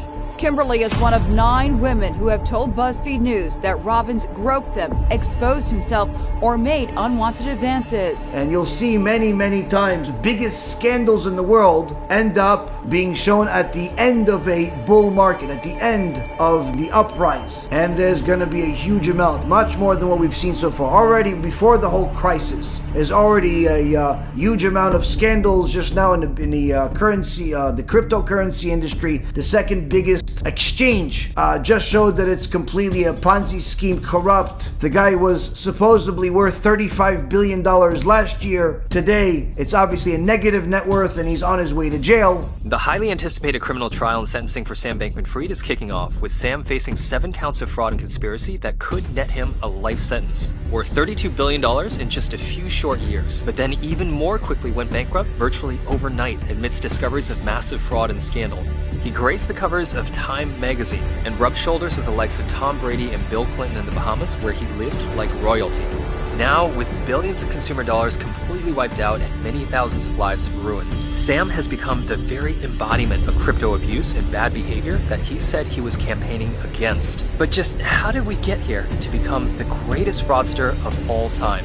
Obviously, if he was worth $35 billion, the supposable exchange was worth much more. These types of scandals are small in comparison to what's coming. Unethical, illegal, and corrupt business practices have become standard in a society that's absent of Torah. Every single second, you stay friends with your old Christian friends, with your old missionary friends, with your old atheist friends, with your old friends that are anti-Torah, is a life risk. And that's why the Chachamim say, stay away from the ugly and even what looks like it's ugly. What does it mean if it looks like? It's one of your religious friends that likes to watch movies. He's religious, but he likes to go to the movie theater and watch a few filthy movies over there. Stay away from him too. Within a matter of time, he'll affect you. She'll affect you. Your best friend since kindergarten, she doesn't really like the Torah. She doesn't really like to walk around modest. Stay away from her too. It's only a matter of time. If you're in a transition to do tshuva, being surrounded by people that are part of your past will keep you there.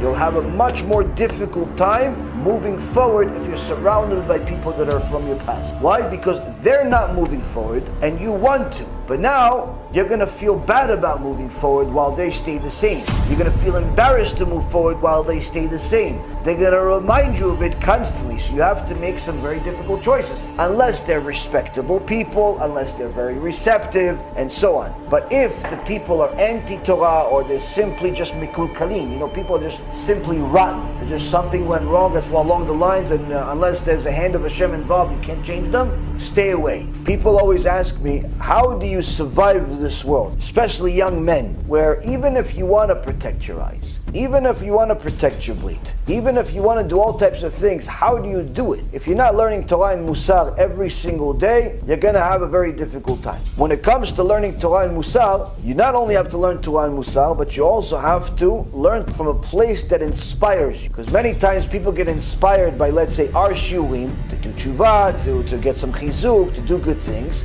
and then they figure they finished. They watched 50 shiurim, 100 shiurim, 200 shiurim, they figure they're finished. Let me move on to just learning books. Mistake. Why is it a mistake? If those shiurim inspired you to get started, they're inspiring you now. And you abandoning it, you letting it go is a mistake, and you could easily fall back to where you used to be. You have to keep doing it. Second thing is you have to put a fence around certain things, meaning you have to try to mitigate the risk by not putting yourself in risky situations. So for example, for young men, where they have a tough time, let's say going out in the public, things like shopping, HaKadosh Baruch Hu made it easy. Even though there's filthy stuff everywhere, but HaKadosh Baruch Hu gave us easy choices to avoid it. In most places that Jews live, it's relatively developed areas, and you could simply not go to the stores. Ever. You need food, you need something, you press a couple of buttons, within a little while, boxes show up. That's it. That's the way it is. Why? Because you want to limit certain things. Can you go to the store? Yes, you can go to the store. But if you know that you can't handle it, don't go to the store. Be conscious of the fact that there are certain places that trigger you, and you have to think of a solution. And a solution doesn't mean like, oh, no. You know what? I'm going to go, but I'm just going to close my eyes the whole time. You have to be realistic. This also includes protecting yourself from televisions that on cable channels, from internet, websites and all types of channels that are full of garbage, from music that's full of garbage. You have to get rid of a lot of the stuff that triggers you. If you want to progress, that means you have to abandon the past. But the point being is that if you know that something causes you to think of the past too much, you have to abandon it. There's certain things you have to be more strict with than others, but nonetheless, you have to move away from the danger. If you're going to be surrounded by bad people, you're going to be affected. Whether you are good or bad in your nature doesn't matter. It's a matter of time, it's going to affect you. Stay away from evil and do good.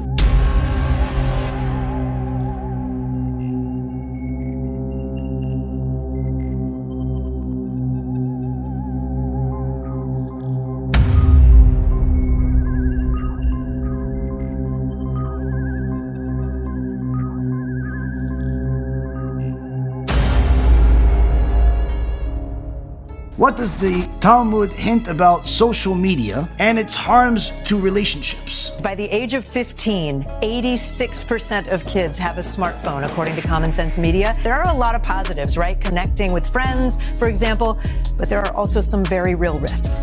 46% of teens 13 to 17 said that social media makes them feel worse.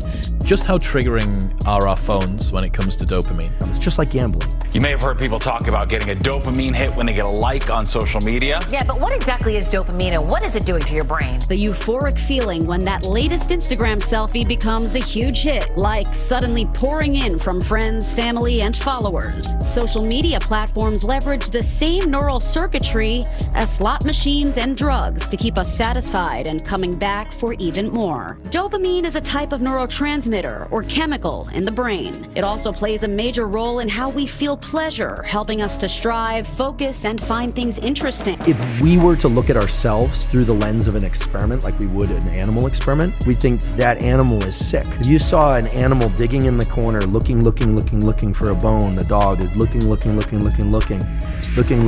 you'd think, that's really sad. That's us. Once that dopamine high wears off, we're often left feeling even worse than before.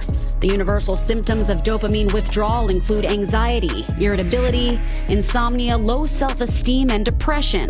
But that next hit probably won't be as rewarding. People look like they have a much better life than they really do. People are posting pictures of when they're really happy. They're modifying those pictures to be better looking for the best lighting, the best angle. Those people you think are super happy, actually some of the saddest people in reality. These kids who commit suicide, you go look at their Instagrams, you would have no clue that they were depressed. There's entire teams of engineers whose job is to use your psychology against you. Dopamine is the exact same chemical that makes us feel good when we smoke, when we drink, and when we gamble. In other words, it's highly, highly addictive. Well, if you believe some headlines, you'd be convinced that Facebook is single-handedly destroying the institution of marriage. A study published in Computers and Human Behavior last year did find a correlation between Facebook use and the likelihood of divorce. The story reported that as of 2022, Pew Research Center found 30% of U.S. adults are neither married, living with a partner, nor engaged in a committed relationship. Among the causes, among the factors, a reliance on social media and online porn. 37% of teenage girls between 13 and 15 were exposed to unwanted nudity in a week on Instagram. You knew about it. Who did you fire? 24% said that they had experienced unwanted sexual advances. They've been propositioned. 17% said they had encountered self-harm content pushed at them in the last 7 days. It's important for a person to know that one of the things that the Talmud teaches us is not just about social media per se, but simply how to behave. In order to connect to God, it requires holiness. And holiness, Rashi and the Ramban both clarify it, holiness comes from the issues of morality. The more modest a woman is, the more holy she will be. The more modest a man is, the more holy he will be. Just because someone is modest because of their clothes doesn't necessarily automatically mean they're modest everywhere else. By being modest in behavior, in clothing, and just simply the way that they socialize, that automatically makes the person a vessel that is able to accept a certain amount of holiness in the world. Part of a woman's modesty, to her benefit, is going to determine what kind of husband she's going to get. Talmud in Masechet Sotah says that a woman that's modest will be a wife to a man that's righteous. A man that's wicked will get a woman that's not modest. Why? Because if she is modest, that means that she's more likely to be righteous, and therefore the match that God's going to make is a righteous woman with a righteous man. If she's not modest, then there's no possible way that she could be righteous, and therefore the match for her that's perfect is a wicked man also. She's wicked, she goes to a wicked man. Furthermore, the sages teach us that just because a person is modest doesn't mean that they are completely oblivious of the joy of life, including the intimate aspects of life, while maintaining holiness and in fact elevating holiness and modesty. If a person ignores all of these things and simply just wants to live in the world the way the world is, then certainly that person is going to throw modesty into the garbage. She's going to post all types of pictures about herself and her life and even parts of her body on the internet, on social media, and that in itself is going to bring many curses to her life. Not just from the creator itself, but curses she's bringing upon herself. You yourself are minimizing your significance in the world, because instead of being the daughter of the creator, you are now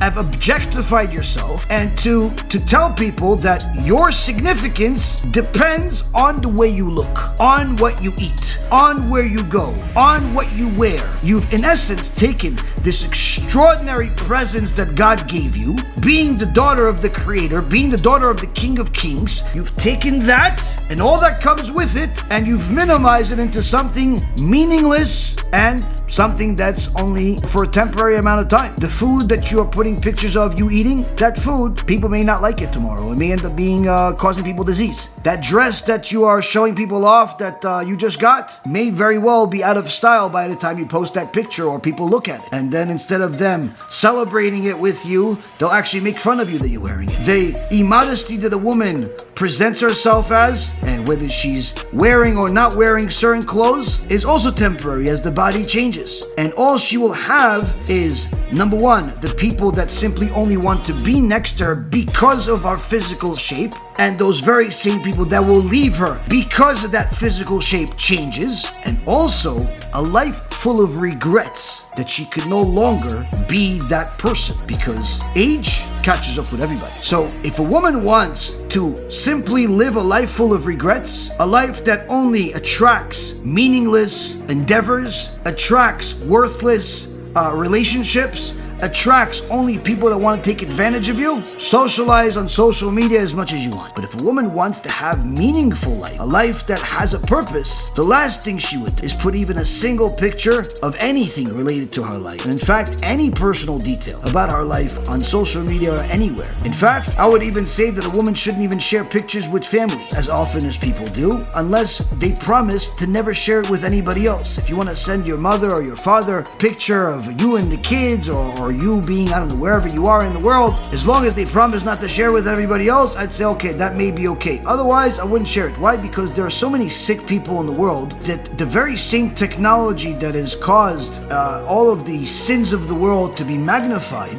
the Gemara in Masechet Sotah at the end gives prophecies of what's going to happen at the end of times. One of them is going to be the chutzpah tizgeh. There's going to be a lot of obnoxiousness and rudeness and lewd behavior is going to be standard.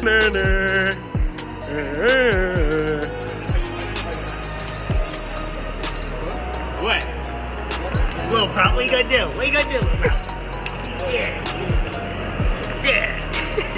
Needless to say, this is something that doesn't need qualification. We see it in life. Everywhere we walk, we see people, how they behave, what they post online. So a woman that sees that technology is advancing so rapidly now that now you no longer need to get certain images of people and imagine. Now, a woman could simply give her face, a picture of herself to somebody, and that person, some sick-minded person could simply take that person's face and have AI do the rest. And literally have all types of immoral, disgusting, horrible thoughts with your wife in mind, with your daughter in mind. Who wants to be that person other than a lowlife? 40 students say they were targeted by a former classmate who put their faces on pornographic images. It's called deep fake porn. To fight against a dangerous trend in artificial intelligence. From local students to a music superstar, AI is being used to create pornographic images. District attorney calling on Albany to change the law to make it a crime to digitally alter sexually explicit images. The disturbing new way technology is being used to target and harass people. particularly women, putting someone's face on someone else's body. A world of digitally altered videos and images that can be made using just one photo of someone's face. The world of deepfakes is very, very sinister. One study found that 96% of deepfake images are considered sexually explicit. The most targeted women are private individuals, and it's now done mainly using apps. This is what it looks like to see yourself naked against your will being spread all over the internet. The Washington Post reporting that these types of videos are popping up on pornographic websites more and more frequently. Why did you create images of young women in pornographic films and videos? AI technology has advanced at such a rapid rate that it's cheap and easy for apps to make these images on a huge scale. If you have video on TikTok, the image of yourself on Instagram or on Facebook, or you created a video on YouTube, or somebody else took your photo and put it online, you now are at risk. Our enemies can make it look like anyone is saying anything at any point in time. You see, I would never say these things, at least not in a public address, but someone else would. Someone like Jordan Peele. Videos like these, called deep fakes, made with artificial intelligence tools that are easily found online and enable users who can find enough images of someone to take that person's face and put it on someone else's body. Deepfakes use machine learning to fabricate events that never happened, like Bill Hader shapeshifting. I said Seth Rogen was like, it was amazing. He has like a bike track in his backyard. It's phenomenal. and I did a Seth Rogen impression, and it was like I did a magic trick. Tom Cruise is like, yeah. And there's growing concern that in the wrong hands, this technology can pose a very real national security threat. Could become a real and present danger to our democracy. In 2023, 600,000 deepfake images of women and children, private individuals, were uploaded to 10 public websites. Social media is discussed extensively in the Torah, in the oral Torah, in the written Torah, in halacha, and it all begins with our treatment of morality, our treatment of holiness, and needless to say, how modest we want to live our life. One of the biggest tragedies that we have in our generation is the addiction to wasting seed. But everybody knows that wasting seed doesn't happen by itself. It all begins with the eyes. The Gemara Masechet Avodah Zarah says, careful at the things that you see during the day, so the Ra, the evil, does not come to you at night. Chachamim say, what's Ra? Ra is wasting seed. Chachamim say, from there we learn that wasting seed, being promiscuous, and all of the immorality is considered evil in the eyes of Hashem. There's nothing new under the sun. Wasting seed is literally in Sefer Bereshit. Adam Rishon left his wife after the sin. The Zohar Kadosh says he left his wife to do tshuva. But HaKadosh Baruch Hu already said it's not good for man to be alone. A wife, if she takes care of his children and she keeps him away from immorality, she's a Eshet Chayil. It's impossible for him not to waste seed. Adam Rishon made a mistake. What did he do? He left his wife thinking, I'm going to get closer to Hashem. Say, I'm sorry for eating from the tree of knowledge. He left her for almost 130 years. Problem is, during that 130 years, he wasted seed. All of the demons in the world came from him. Meaning that wasting seed already started at Sefer Bereshit. Wasting seed is not a new thing. Many scientists did not believe that pornography is something that is addictive until many other scientists proved them wrong. Experts say there's another pandemic happening right in our homes. Children exposed to pornography on the devices we give them. It's on the school bus, it's in the lunchroom. It can, in fact, be anywhere where a child has a device that's hooked up to the internet. It's happening earlier, in some instances, while kids are still in elementary school. I think a lot of parents are naive, thinking, well, he's only 8, or he's only 9 or 10. Well, the research shows us now that boys are being exposed at about the age of 10, and girls are being exposed at about maybe 11 or 12. Parents don't want to believe that because it's so frightening. If he is viewing porn on a regular basis starting at age 11, it's going to have to be progressively more stimulating for him as he becomes a teenager and as he becomes a young man. It becomes almost impossible for that young man to have a normal, healthy sexual relationship with a partner. It's going in visually and auditorily, and it's elevating elements of the central nervous system. The subliminal messages of aggression, though, are still entering the brain, and then they have this belief that I must act the same way. The experts agree. Porn isn't going anywhere, so it's on parents to protect their children. Our responsibility as adults is to protect our kids, and that is sometimes telling them there are certain things they can't do. And I got to tell you, this generation of parents, for the most part, blanket statement, they're not doing their job. There is an extensive paper written by a group of different scientists about the addiction of pornography. And they call it the new drug, how porn changes the brain. And it literally says that what they found in their research is that pornography is no less addictive than the hardest drugs in the world. When the Rambam wrote in Halakha that the biggest addiction a human being can have is to waste seed, he was saying it as this is divine information. Now, why did the scientists arrive at this conclusion? That pornography, the first stage that leads to wasting seed, is something that's addictive. Says that what happens with pornography is that it triggers a protein called delta phos B. Delta phos B is one of the things that a person in essence gets pleasure from, but it's also one of the things that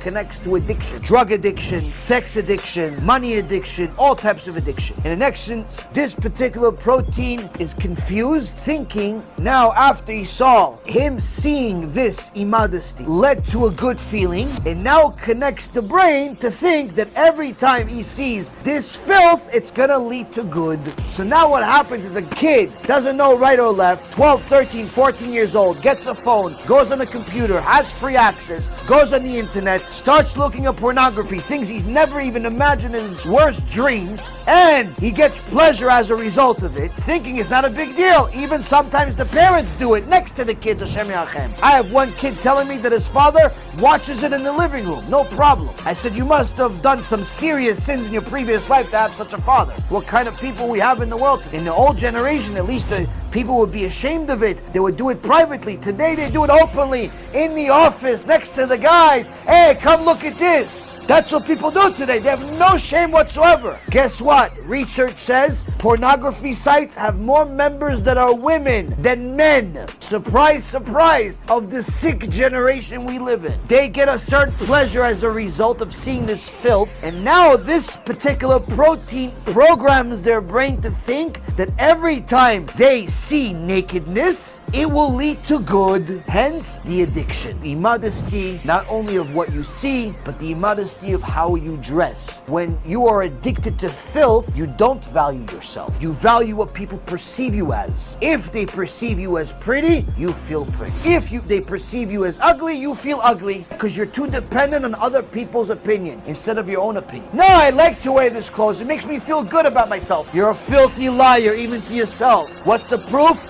If you were stuck on an island by yourself, your next door neighbor was a monkey, a chimpanzee, and a giraffe, would you still wear that filthy clothes and put makeup on that's 3-pounds thick? No. Why? Because no one's there to look at you. Because you're a self-conscious person. You have all the tools in the world to be happy as can possibly be, regardless of what you look like. Why? You're God's daughter, for heaven's sake. What else do you need? What is ashir? Ashir means wealthy. What's really ashir? Ayin, Enaim, Shin, Shinaim, Yud, Yadayim, Resh, Raglaim. You have eyes, you have teeth, you have arms, your legs, you're rich. You're perfect. You don't need a 6-pack and a 2-pack and a 1-pack and eyes here and eyes there and arms here. You don't need any of that stuff. There's somebody for somebody everywhere. HaKadosh Baruch Hu is the one that is mezavek zivugim. You depend on other people's taste, other people's visions, you're going to live a very poor life. Now what happens is with those people, they end up being very lonely.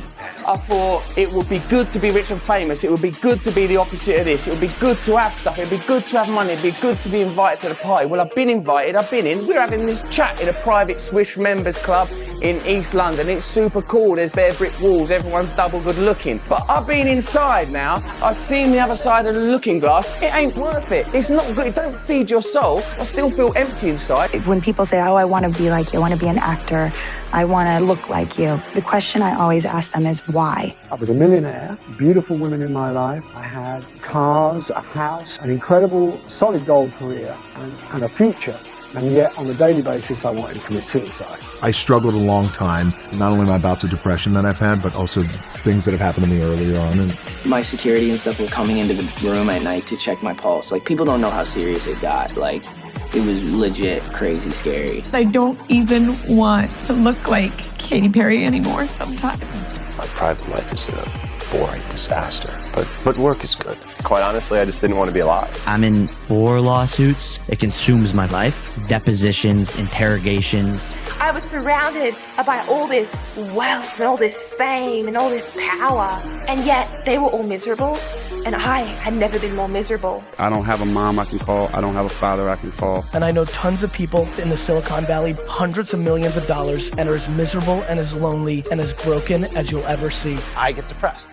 Take antidepressants. They're very helpful. I've taken them since I was 26 years old. I always suffered with depression. When I was on top of the world, it became more and more and more depressed until it was like suicidal thoughts. When they really want to make you crazy in prison, they put you in isolation, right? The second you become famous, you're kind of in a weird isolation. Money doesn't make you happy. It never did. I mean, history will tell you that. I had ground and scraped and fought to make movies and to make the things that I wanted to make, sell books and sell scripts, and I was doing all those things. And then I get there and I'm like a broken shell of myself. And this is after a good year. This is after making tons of money. When you get to the top, there's nothing there. There's nothing there. There's just more of that. If you want it. They're paying me a ton of money.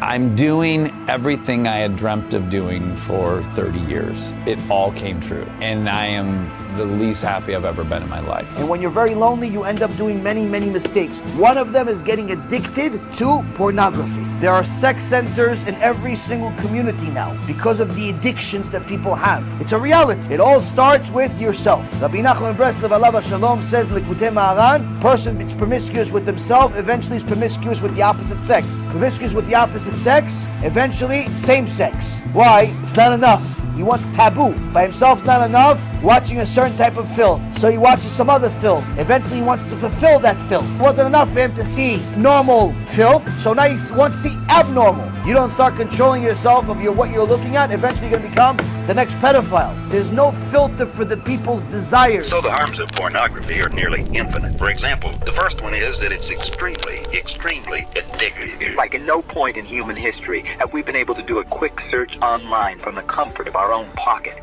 It's been able to look at millions and millions of hours of unrestricted access to any kinds of videos of people having sex on our phones as we want.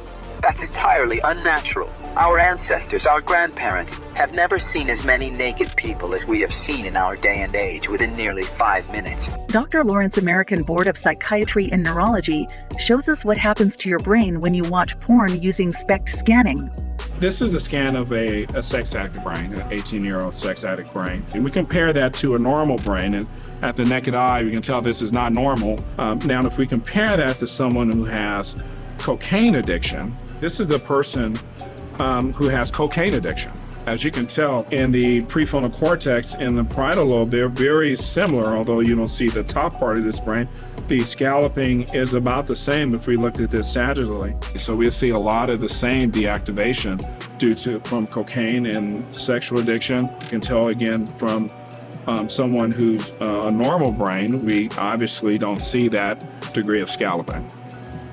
It takes over the mind.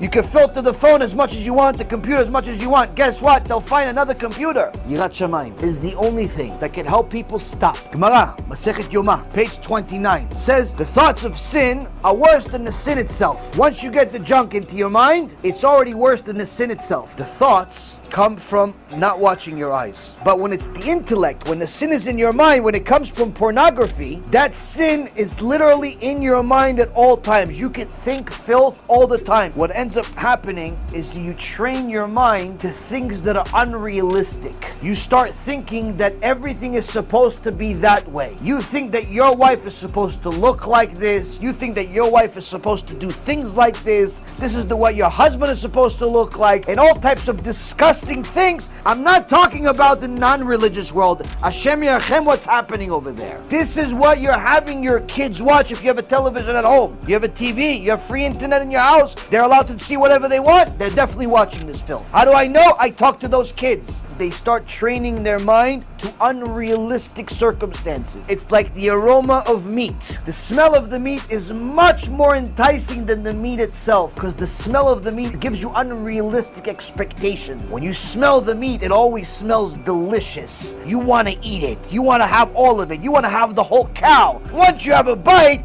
it's not that good. That's pornography. Those unrealistic expectations end up arriving at the limited reality that we have, which disappoint an endless amount of people and lead to an endless amount of divorces. There are countless men and women that are married to beautiful people that file for divorces weekly. Celebrities, for the most part, are generally beautiful people, yet they all get married and divorced 4, 5, 6, 7, numberless times. He's rich, he's beautiful, what's wrong with him?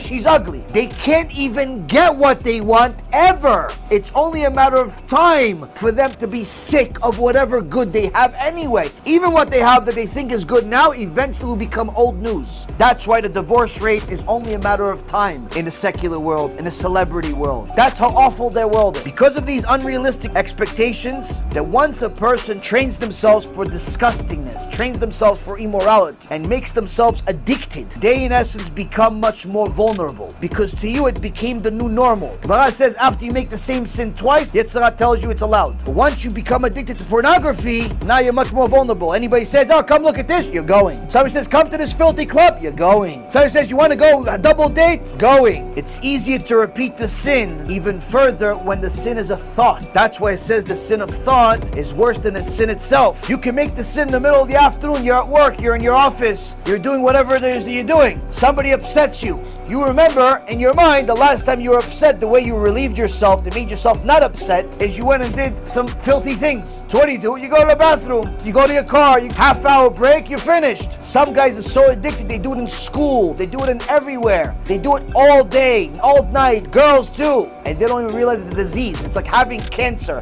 and AIDS at the same time and thinking you're perfectly healthy. It's not enough to tell you about Gehenom. It's not enough to tell you about Kafakela. It's not enough to tell you about Yirat Shamayim. You have to tell the person how they're ruining their own life. Your money, every time you make money, it's always being spent on bills and IRS and doctor bills, and you don't have enough money ever, even though you got a raise every year since you started, right? Yeah, how'd you know? That's because all the shefa that Hashem gives you, you're wasting it. You start showing them that all of the curses of the Torah that are mentioned by the Chachamim are actually happening in his life. You start showing people this stuff is not just a punishment in Gehenom that they don't even know what it is yet. You show them in their own life stuff that happens in this world to people. Difficulty finding a shidduch, people are cheating on you, people are lying to you, all types of health issues, all types of weird things with your body. You start seeing things, weird stuff happening when you go to sleep, see all types of beings, everything looks like a face to you, all types of wonderful stuff that you definitely don't want in your life. You go on the internet, you go type in night terrors, you see how many hundreds of videos people made about night terrors, but nobody has the reason except the Torah. Anyone that has night terrors, it's only happening because of wasting seed and avodah zarah. That's usually two are connected, because wasting seed, according to the Gemara, is the same thing as avodah zarah. That's what avodah zarah requires, blood or seed. The point is, Rabotai, that everything that the scientists recently discovered from different neurological experiments, psychological experiments, and so on, already is written in the Gemara. This is why you have to protect your eyes, no matter whether you're male or female.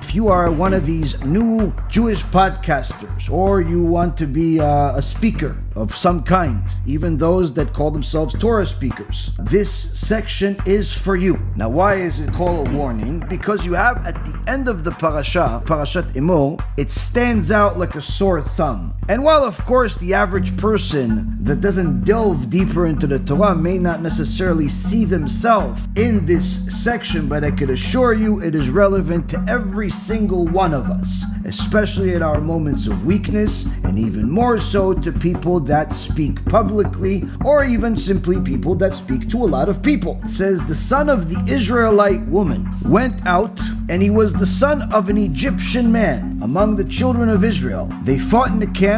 The son of the Israelite woman pronounced the name and blasphemed, and they brought him to Moshe. The name of his mother was Shlomit, daughter of Divri, of the tribe of Dan. They placed him under guard to clarify for themselves through Hashem. In verse number 13, Hashem spoke to Moshe, saying, remove the blasphemer to the outside of the camp, and all those who heard shall lean their hands upon his head, and to the children of Israel you shall speak, saying, any man who will blaspheme his God shall bear his sin, and one who pronounces blasphemily the name of Hashem, the entire assembly shall surely stone him, convert and native alike. When he blasphemes the name, he shall be put to death. So here we see that HaKadosh Baruch Hu is not just a fairy tale that sometimes people would like for him to be, where he loves everyone and he accepts every sin, no matter what you do, he is merciful. Well, apparently, God kills. If you haven't been to a hospice center, I would suggest you go and visit and see that God still kills today. I would suggest you look at some police reports in your local precinct and see what happens in society, or perhaps even just go to the local ambulance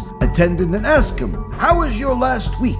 Tell me about your work. In so many words, they're going to tell you that God does kill. Nobody lives forever. And in fact, the vast majority of people, according to a US census study done about 8 years ago, the vast majority of people do not die of old age, but rather through tragedy. So even though they say, according to statistics, that the lifespan today is longer, according to them, than it was in the past, yeah, that's if they don't have any tragedy. But if you look at the actual death toll in the world, there are a few 100,000 people that die every single day. A large portion of them die tragically. So God still kills. Now here, God is instructing to kill. Why? Somebody cursed his name. Somebody mocked his Torah. Why is it that God decided that this man, the blasphemer, has lost his right to exist? If someone curses the name of God, mocks the Torah, if somebody even gets in the way of the Torah being shown to people, taught to people, let's just say you arranged a lecture for the rabbi to come to your community and somebody decided to spoil the event and told everyone that the event was canceled even though it wasn't. Or perhaps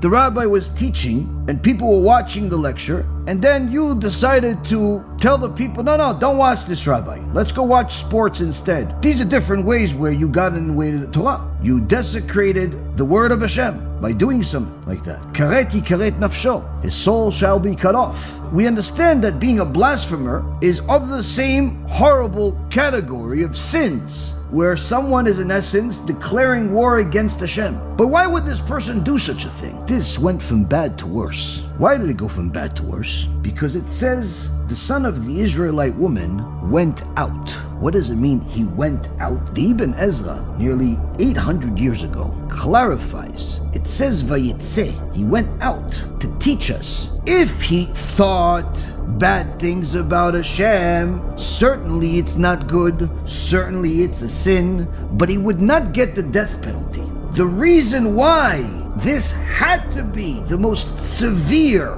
punishment for the most severe crime is because he went out. He announced it publicly that he's rejecting the Torah. He announced it publicly that he doesn't care for the laws of the Torah. Once he announced it publicly that he rejects the truth of the Torah, it became a new category of sin. A sin that causes other people to sin. A sin that weakens others. And therefore HaKadosh Baruch Hu says to Moshe, you have to kill him. The only reason why they kept him in prison wasn't because they thought that maybe perhaps Hashem is going to let it go. No! Was simply because they wanted to know whether they should put him in the same prison cell as Slofchad that violated Shabbat. So they didn't know if a blasphemer is of the same category or worse. This, Rabotai, is also to teach us the average wicked person that publicizes things against God does not take into account. When you decide to go online and start spewing heresy, or simply your lack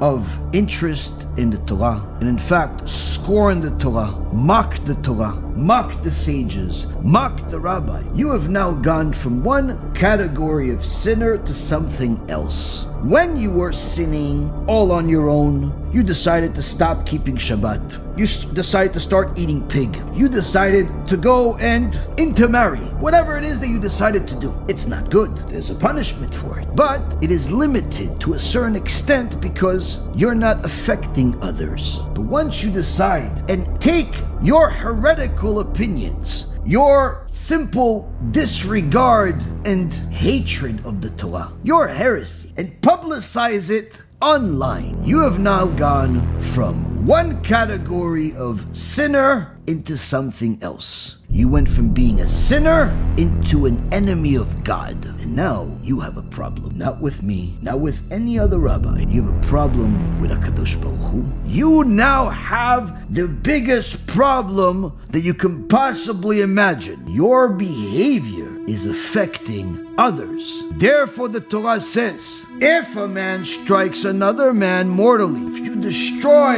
another person's servitude of God, where after he hears, you, Mr. Brilliant Mind in the eyes of yourself, you, Mr. Millionaire for now, before you declare bankruptcy from your gambling addiction, you degenerate. If you don't want God, perhaps maybe this young, naive, young boy or a girl are gonna listen to you and also not go to synagogue anymore, also stop eating kosher, also stop saying Shema Yisrael. Why? They saw somebody that they look up to, that they admire, that they want what they have. Had they really known what they have, they would know that this is a cancer. But now you've actually destroyed somebody's neshama. And therefore, God promises, this is a punishment that's promised to any enemy of God that causes others to abandon God. But even if they don't abandon him completely, but rather just a little, they used to learn 4 hours a day, but after they watched you, they're down to only 1 hour and they're struggling. They used to protect their eyes and now look at pornography and all of the filth of the world. But now after they saw you, they started looking a little bit.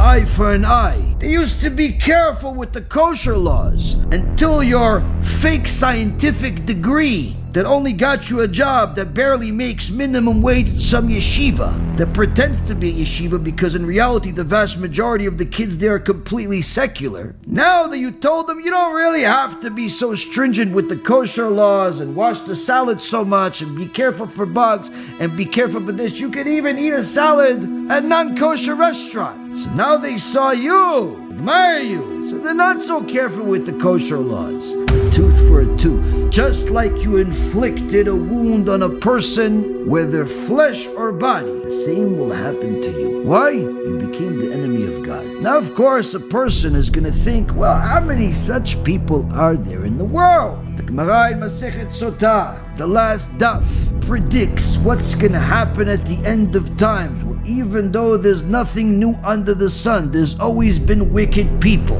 and there will continue to be wicked people until the Mashiach comes and eliminates all of them. Still, the Gemara says that before the Mashiach arrives, all of the most wicked neshamot, all of the most wicked souls that ever existed, that still have a chance to fix something or to simply cause more damage, because that's their role, they're gonna be in that generation. And that's why before every Shabbat, Psalm number 92, Mizmor Shir Liyom HaShabbat, in that very psalm, David HaMelech tells us the status of the world then and now, when the wicked sprout like grass and they flourish, all of the doers of sins and iniquity, ultimately you will destroy all of them forever. Wicked people, they grow like grass. Many people are wicked. How many? The majority choose to be evil. When? Now, before the Mashiach arrives. Today they look like they're a millionaire. Today they look like they're living large. Look around the corner and they're gone. But the tzaddik, the righteous, they're few. When they rise, they're like a palm tree, strong. Nobody's gonna uproot them. Even the most difficult tests that come like a hurricane cannot take down the tzaddik. See, Rabotai Karim, many people make the wrong choice because they don't realize what the ramifications. And we have to see, what does our Torah tell us? Pirkei Avot, it is better than any guru or self-help or inspirational speaker you could ever imagine, because it's literally words of the living God, the ultimate musar. Superficially, just to give you a little bit of a taste and remind all of these so-called Jewish podcasters and the people that like to publicize their heresy, publicize their sins, publicize their stupidity. This is what God thinks. In chapter number 3, consider 3 things. Where did you come from? You came from a putrid seed. Where are you gonna go? You're gonna become dust one day, where worms and maggots are gonna eat you. And before who will you give justification and reckoning for your actions? Before the King of Kings who reigns over all kings, the Holy One, blessed is He. Here, one of the ultimate and most valuable lessons to a person, especially a person that has abandoned the way of God and has forgotten that God didn't just kill 3,000 years ago, He still kills today. Look at all of these celebrities that had what people thought was an admirable career only to have a shameful life exposed in the eyes of the world. Instead of enjoying the peak of their life, the only thing they enjoy is if they're not discussed in a newspaper that day, because they're certainly going to be discussed the following day and mocked and shamed and sued. When a person does not realize where they came from, then certainly they're going to think, maybe the world is mine, maybe I can do whatever I want. And therefore the sages remind them, no, you came from nothing because God wanted to give you a chance to serve Him, to be good, to follow the Torah. You decided to go against. Perhaps since He's not punishing you right now,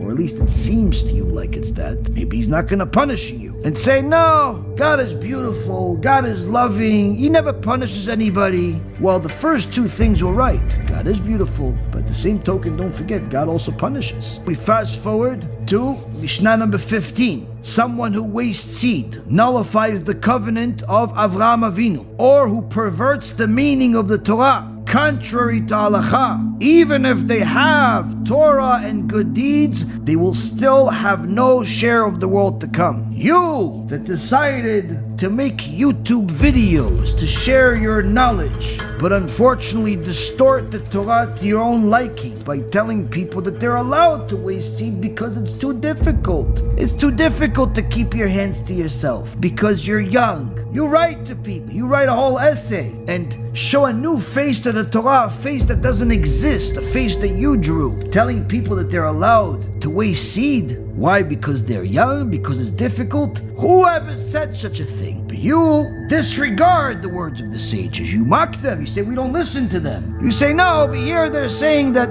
if somebody wastes seed, it's like they brought the flood. They don't really mean that. They're just exaggerating. And you're telling young, innocent, gullible young men that they could just make sins. But here the Mishnah says someone like you that wastes seed because you only permit it because you do it has no share of the world to come. And in fact, in case you say, no, I don't waste seed, well, you still have no share of the world to come. Why? Because you perverted the meaning of the Torah contrary to halacha. Because you don't know it, you assume it doesn't exist. No, there's no halacha that forbids it. Did you ever read the Shulchan Aruch? Did you ever read Quitzur Shulchan Aruch? Did you ever read the Rambam? Did you ever read anything other than the foolish notes you gather for your shiurim, if you could even call it that? But this is the same type of attitude that the podcasters like to say, even if they're not trying to teach the Torah, but rather scorn the Torah.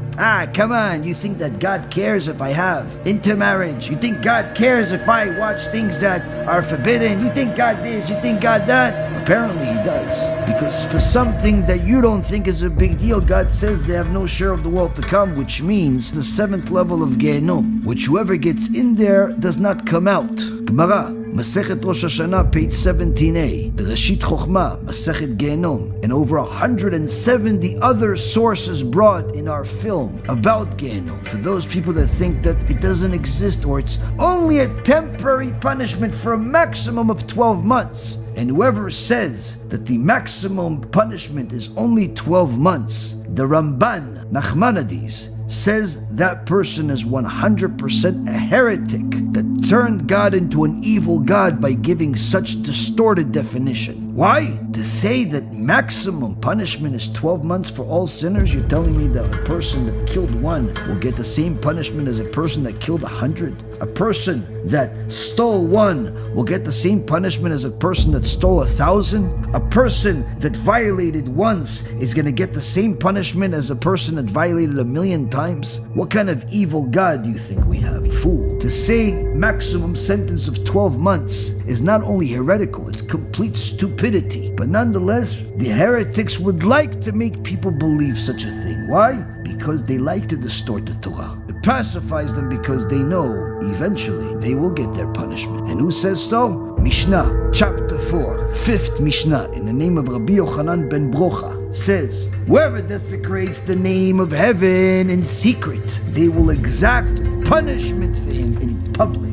Whether unintentional or intentional, both are alike regarding Chilul Hashem. Here, one of the extraordinary sages tells you how it is, without sugarcoating. You desecrate the name of Hashem by minimizing his laws, minimizing his sages, minimizing his Torah, minimizing his greatness. You desecrated the name of heaven, you desecrated the name of God, even if you did it in secret. Not on the podcast, just between you and a few friends. Guess what? Ultimately, when a Kadosh Baruch Hu will punish you, he will make a public spectacle. Every one of these enemies of God will ultimately become a public spectacle. No less than the horror stories we've seen in the media over the last several years of major celebrities that everyone admired, like Cosby and Michael Jackson and other mitoavim, that everyone thought they were good until they realized that they are pedophiles, despicable creatures. But just like their sins were in private, silent, they silenced whoever saw. They could never silence God. When the punishment started, the beginning was publicizing their sins, publicizing their names, just like it's happening right now to some other people in the celebrity world. But all of these enemies of God, celebrity or not, when you desecrate the name of Hashem, there's simply nothing worse than that. That's what we saw from the blasphemer. The difference between the blasphemer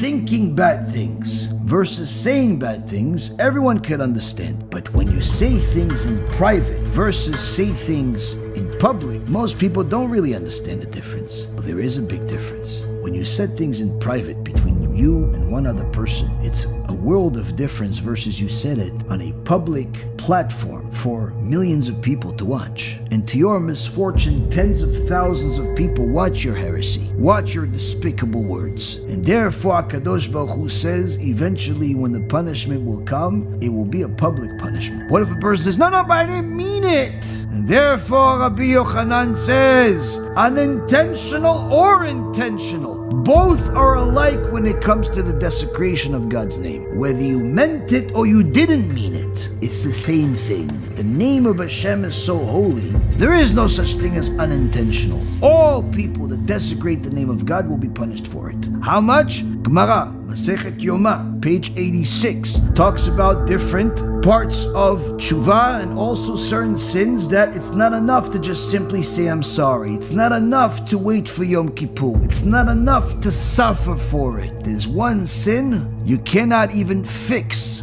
until you die, which is desecrating God's name. There's a lot of suffering. All of a sudden, your partner, your long-lost partner that you love, that you guys were boys, decides he doesn't want to be a boy anymore. He wants your money instead. And all of a sudden, everything that's on his name, like your building, like your store, like everything, he says, you know what, from now on it's mine. Hey, but I thought we were boys. We're still boys. We can still get lunch together. I'm just not going to give you any more money. Why? HaKadosh Baruch Hu, just like he moves the hearts of leaders, he moves the hearts of man if he wants. Just for you. You desecrated his name, the amount of punishment and suffering you're going to get is literally going to be endless, and that's just the beginning. By the way, when you find out that your wife is cheating on you, when you find out that your kids are addicted to drugs, when you find out all of these horrible things, don't be surprised. Why? That's just the beginning. It's all down payment. What? For what you did and what you're doing. But the worst part of it all is that you're denying it. You're justifying it, and you're forgetting that the ultimate judge, HaKadosh Baruch Hu, he's judging you. And his judgment is not superficial judgment. He's not judging you based on your clothes. He doesn't care about whether you like to learn Gemara or you like to learn Chumash. He just wants to make sure that you learn Torah. He doesn't care about which is your favorite mitzvah. He just wants to make sure that you keep all of them, whether you like them or you dislike them, understand them or don't understand. He doesn't care who your favorite rabbi is, as long as it's a legitimate rabbi and you listen to everything he says. He doesn't care if you lend money, but he does care if you actually charge interest. There's a whole lot of things that you can do, but there's a kosher way to do it. You choose to do things not kosher. You choose to redefine God's laws, and that's your problem. When you start mocking rabbis, real rabbis, Talmidei Chachamim, you're not just mocking the rabbi, you're mocking God, because God tells us, they are my representatives. When you mock them, when you categorize them in so many words, turn them into monsters in the eyes of whoever is listening to you, then what you're doing is you're mocking God and his entire system of Torah. And this is one of the mistakes that people have when they have these podcasts and they talk about all of the things they don't like about the Torah. And that's why Rabbi Yonai says in the Mishnah in Masechet Avot in chapter 4, Mishnah number 19, it's not in our power to explain either the tranquility of the wicked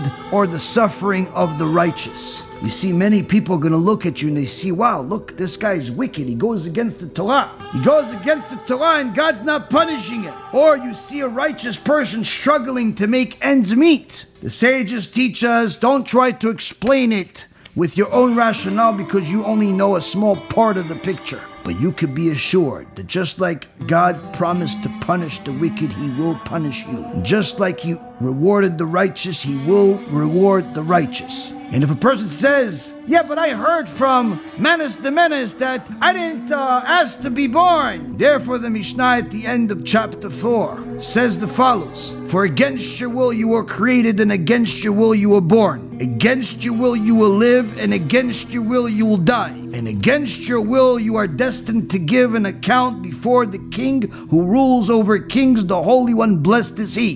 You didn't ask to be born? Who cares? God decided you're gonna be here. Now you have to serve him. Why? Because you want to stay alive and you benefit from living. What does God really care about? We see that he cares about the blasphemer. So you say, listen, okay, I don't mean to blaspheme God. I'm not gonna curse. I'm not gonna this. I'm not gonna that. But come on, these other laws, maybe they're extreme. Really, God cares about my tattoo? Really, God cares about shatnez? Really, God cares about brit? Well, apparently he does. And even though Rabbi Nachman in Breslov already wrote in Sichot Aran that when the time comes for the Mashiach to come, people will cry out about emunah, but the reality is that it will be a very difficult time for people because most people will not know what emunah really is. They'll think that emunah is simply believing that a God is going to help you regardless of whether you follow him or not.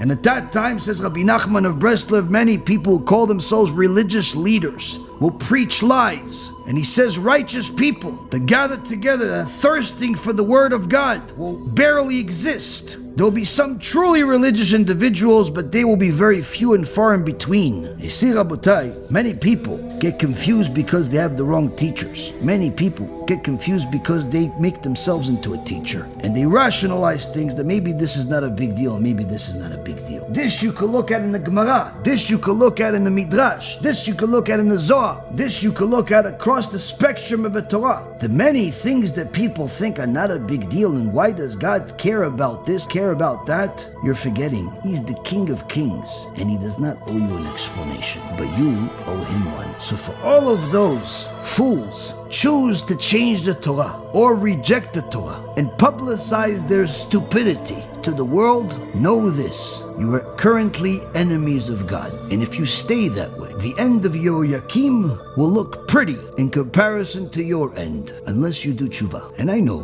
that many of you don't like to hear this, and perhaps even shut the lecture off in the middle before you came back to it because you really want to see what happens in the end. I highly recommend you do tshuva for the small stuff and the big stuff, because HaKadosh Baruch Hu, as we say every Wednesday, God is the God of vengeance. The God of vengeance has arrived. And yes, this is the scary. That's the intention, because it's the only thing that's going to get you to stop the foolishness that you've been publicizing for some time now. And since nobody else is going to do it, figured I'd take the liberty and help you out. Only because I love you. Since you're a Jew, so long as you're in this world, I have a responsibility to help you. But as long as you be the way you are, as much as I love you, you're still my enemy. Once you change, you do tshuva, I love you no different than I love my own biological kids.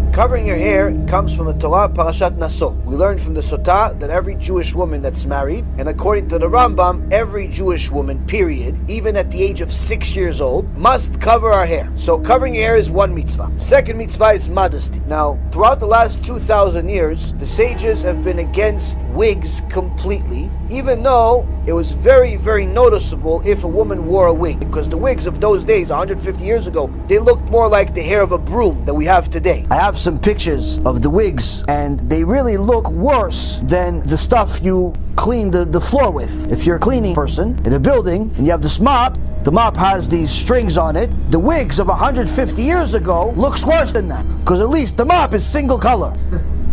But the wigs of 150 years ago look worse than that. Still, there was a big debate of whether even those wigs were allowed. Because of the machloket that started about 400 years ago, one of the Chachamim said that the Gemara in Masechet Shabbat that talks about wigs was saying that woman that doesn't has missing patches in her head, some type of illness or whatever happened, she could fill up the space by putting hair there. But the Gemara also says she would put a hat on top of it. But this Chacham 400 years ago said, yeah, but if it says that, maybe you're also referring that she could just wear the wig without the hat. And that's been a machloket for the last 400 years. Needless to say, 150 years ago, even though the wig looked worse than a mop, still there was a debate whether it's even allowed. So the Stech Hemed says the following. He writes a question. Why does a plague come to the world? Plague, corona. The Stech Hemed writes, Magefa, Rashi Tevot, each one of the letters, Mipnei Gilui Pe'at Anashim. Because of the wigs of the women. Plagues come to the world because of wigs, he says. So here you see, already 150 years ago,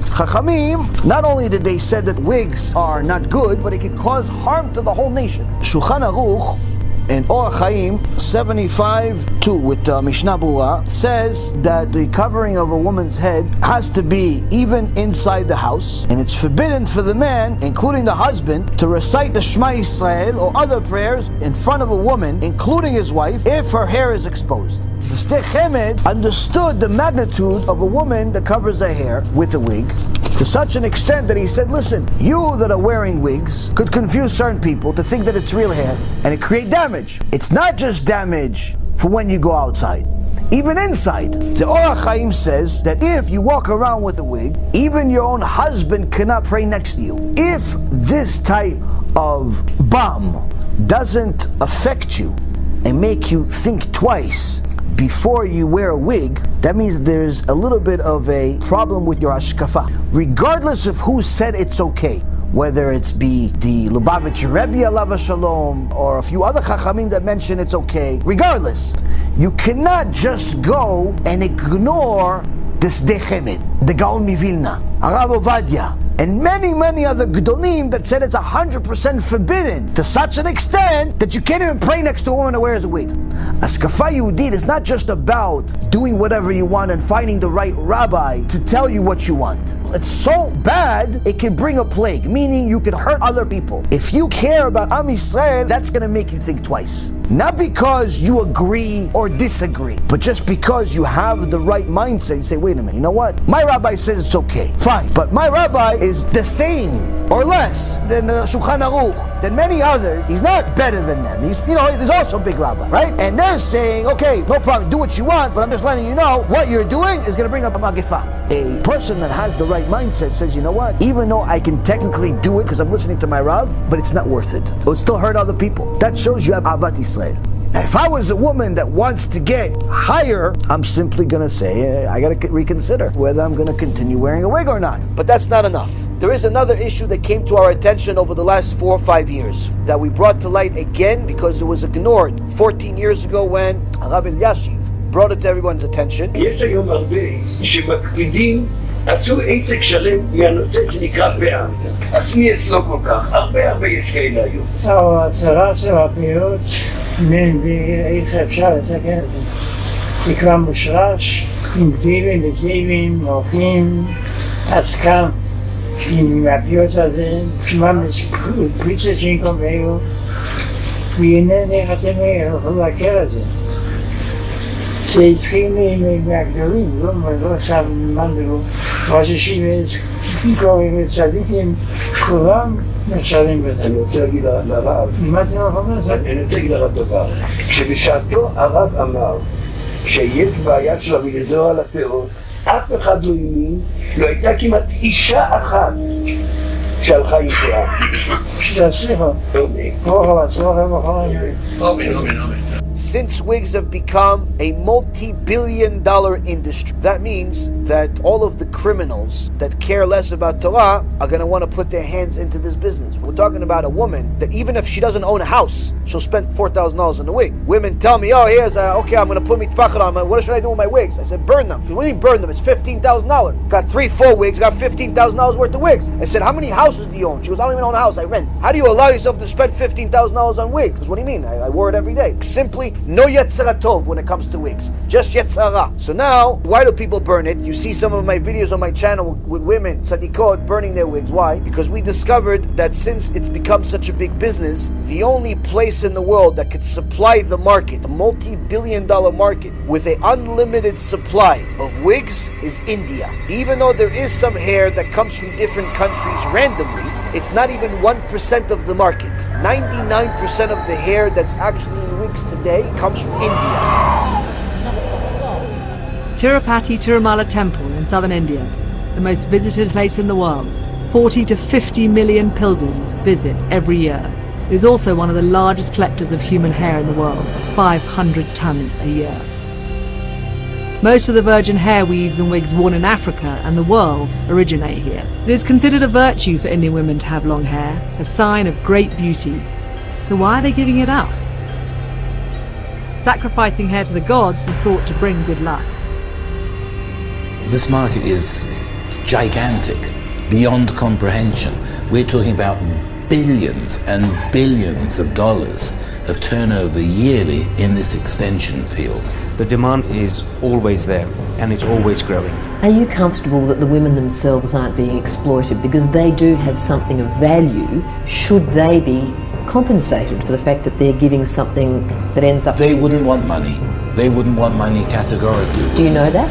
The women who give their hair up at the temple as a form of sacrifice, if it were a money question, actually give that hair to the people going around the villages. Each year his company turns over $150 million, but his market share is only about 4% of the global trade.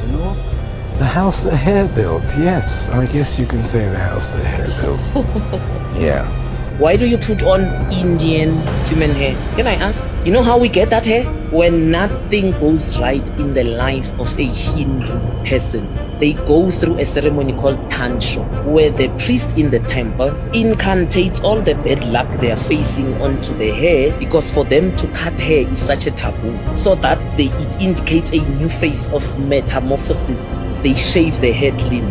They used to burn that hair because they understood that burning all the bad luck, until they realized the stupid African women wants to put it on their head. So you buy your own bad luck and you put it on your head. Why India? Because India has over 80,000 cults and religions. One of the common things that they have over there is they have temples, where the people travel to those temples from all over the country and all over the world, actually. 30 million people travel to these temples every single year from all around the world to donate their hair to the idol, because that's their mitzvah. That's their idolatry. That's their sacrifice to the idol. They donate their hair because their idol spent a lot of money on a wedding and he took a loan from the gods. And the only way you can return it is if you donate your hair to him and he can sell it. Or another one has a different idol that he had a rock fall on his head and gave him a bald spot. So since then, people donate their hair to this fake god. That's their religion. Every woman that wears a wig from real hair, there's a 99.9% chance that your hair was a sacrifice to an idol. Which means the Torah says you're not allowed to sell it, you're not allowed to wear it, you're not even allowed to enjoy it in any way. The only mitzvah you have with something that came from idolatry is to destroy it. Which means that there are many Bnot Israel that overall righteous. Keep Shabbat, Tarat Mishpacha, modesty, good women, everything. Even the wig is short, but the wig is real hair. she has idol worship on her head. And she doesn't understand why she has so many tzarot in her life, the kids, the husband, and this and that. She doesn't realize she's bringing it on herself. Now, unfortunately, you're going to have the vast majority of rabbis say exactly the opposite of what I just said. What's the difference? I did the research, they didn't. We have a paper of over 200 pages verifying every single thing I said. We have people that live in India right now, Hindus, tell you everything that I just said is an understatement. I'm complimenting it. It's much worse than what I say. Sometimes, unfortunately, the Yetzer Hara is very strong. On the other hand, if you put a wig on, you are covering your head though. You are fulfilling a mitzvah. But what's the price of this mitzvah? Benefiting from idol worship. If it's real hair, wait. So if anyone wants a leniency because they're like addicted to wigs, I will never tell you it's allowed. But if there was a choice between a wig from real hair and a synthetic wig, the synthetic wig is of lesser evil. Synthetic wigs, it also has idolatry in it, but nonetheless, sometimes it doesn't. Point being, it would still not be allowed, but nonetheless, it's much less worse, if you will, than the real hair wigs. The real hair wigs, it's virtually impossible to get a real hair wig that is kosher, even if it has a kosher stamp on it. What's one of the best signs that any smart Jew could know for sure that the entire kosher industry of wigs is one big fraud, multi-billion-dollar industry? We're talking about millions of wigs. How many kosher bodies supervise the entire kosher industry? One company run by a guy named Rabbi Gross is the supervisor of the entire wig industry. There is nobody else. Now, if that's not fishy to you, if that makes sense to you, that there's one kosher company that's not even the size of your local deli, they could supervise the entire industry. That sounds normal. That sounds kosher to you. There's something not kosher about it. You're missing a few brain cells. This alone shows there's something unkosher about the kosher industry in the wig industry. Why doesn't anybody else want to jump in? So much money in it. You could go in there right now. Right now there's a monopoly. You go in, you have no competition. What, you have one guy. You have half the industry within a year. Who's you going to compete with? Half the industry within a year. You make millions of dollars. You're printing money. How come nobody goes into it? Because anyone with 1 ounce of Yirat Shamayim runs away from that industry like it's the plague, like it's the Malach HaMavet himself. Why? Because there's no way to kosher. No way. Because you know it came from India. You know you cannot follow the hair from the time it was taken off the head until the time it's put on the head. That means that even if you saw that one of the people didn't donate to the idol, she sold it in Russia, she sold it in Bangladesh, she sold it in Ghanom, she sold it somewhere else, no problem. That woman's hair is not going to be a wig. It's going to be part of a wig. Average wig is 3 different women's heads. The hair of a wig is not like the hair of a regular person. Everything is even, everything is perfect. No woman in the world has even hair. You have split ends, you have hair like this, hair like this, hair like this, all types of things. The wig, everything's perfect, all the time. Why? Because they make it that way, manufacturing. They put all the hair in one giant place and they mix it all up. You get it in blonde, you get it in blue, red, green, burgundy. You can have anything you want. So this, Rabotai, is the truth about wigs. So that means that even if you're fulfilling the mitzvah of covering your head better than what you did with the hat, the cost of it is benefiting out of idolatry. Much, much worse. So that means that you have to overcome the obstacle, the Yetzer Hara, put a snoot on, put a mitpachat on, put a hat on, but just put all your hair in it. And be proud to be a Jew, for heaven's sake. Why? Do you want the Mashiach to show up and you have your hat on with your hair coming out? Oh, no, I didn't mean it. I didn't mean Mashiach. Let me put my hair back. What do you think, it's going to help you? Mashiach shows up, she's going to put her hair back in there. It's too late. If you didn't do tshuva before Mashiach comes, nothing's going to help you. If you're not covering your hair right now, you're not modest right now, start ASAP. Whether you want to, you don't want to, doesn't make a difference. Why? It's for you. Only one that benefits out of it is you. Don't make a Kadosh Baruch Hu wait for you to do tshuva for 3,000 years. And he cannot save you. Why? Because you don't want to put a mitpachat. Because you don't want to watch your eyes. Because you don't want to keep Shabbat. He's waiting for you for 3,000 years. For heaven's sake, have some mercy on him. More panasa, more miracles, more refuah shlema, more kids, more wife, more good times. Don't make him wait for 3,000 years and you still didn't do tshuva. You still want to eat the burger. He's waiting for you. Do it already. What joy are you going to get out of it? You're going to be miserable anyway. Without Hashem, you cannot be happy. It's impossible to be happy without a Kadosh Baruch Hu.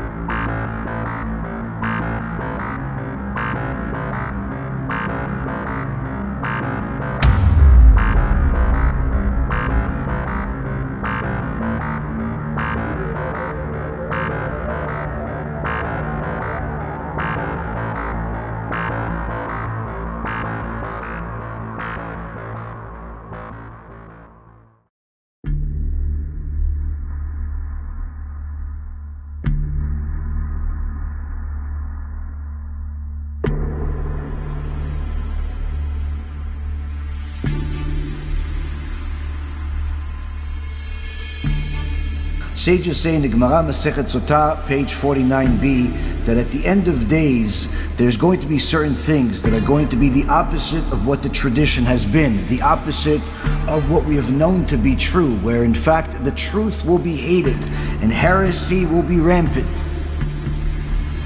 Rabbi Yaraon Reuven, when you're wrong, you're wrong. Say all kinds of stupid things, as this Yaraon Reuven has been doing. I would say rabbis, but it's kind of hard to say rabbis. I would say gentlemen, but they're certainly not gentlemen. Rabbi Yaraon, speak in such a way. And my question to you, is this the people you really want to follow? So Rabbi Reuven, we're here ready for the dialogue whenever you're ready. For him, everyone but him is a heretic.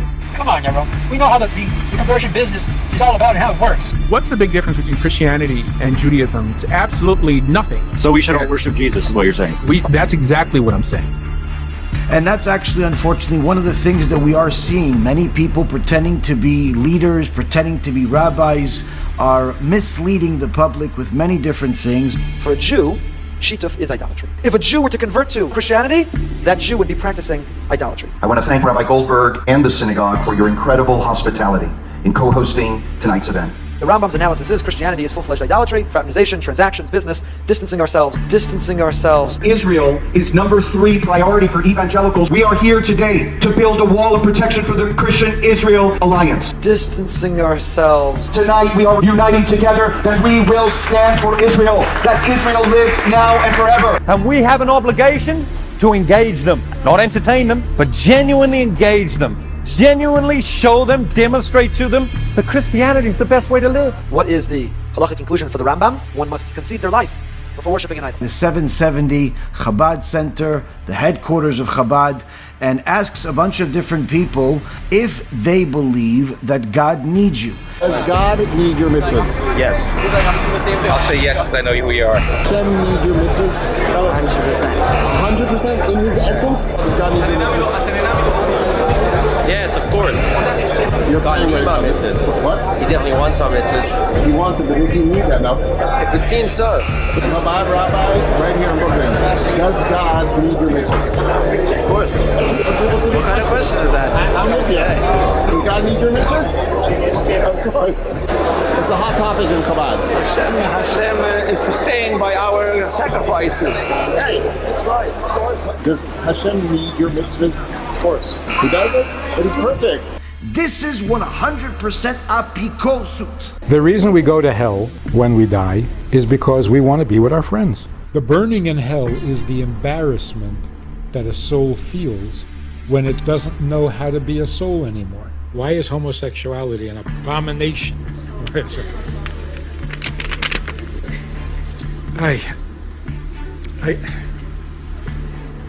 It's not.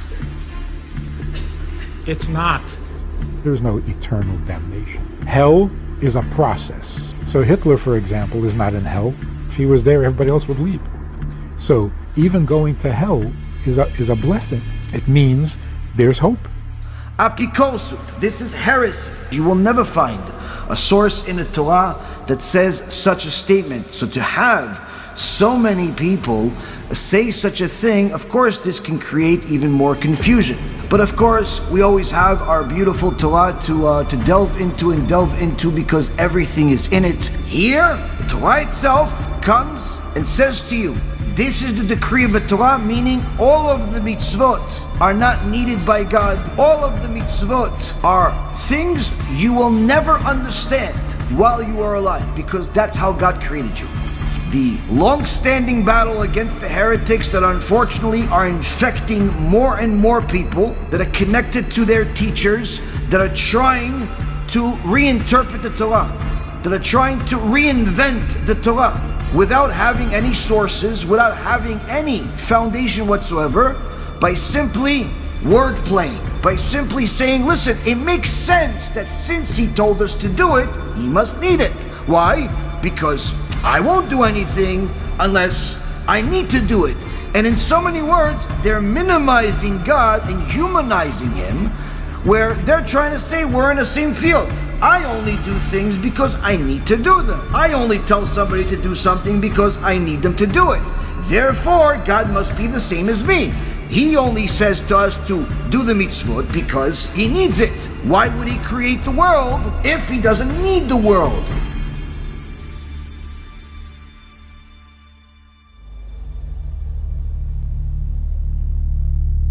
person has to know that David HaMelech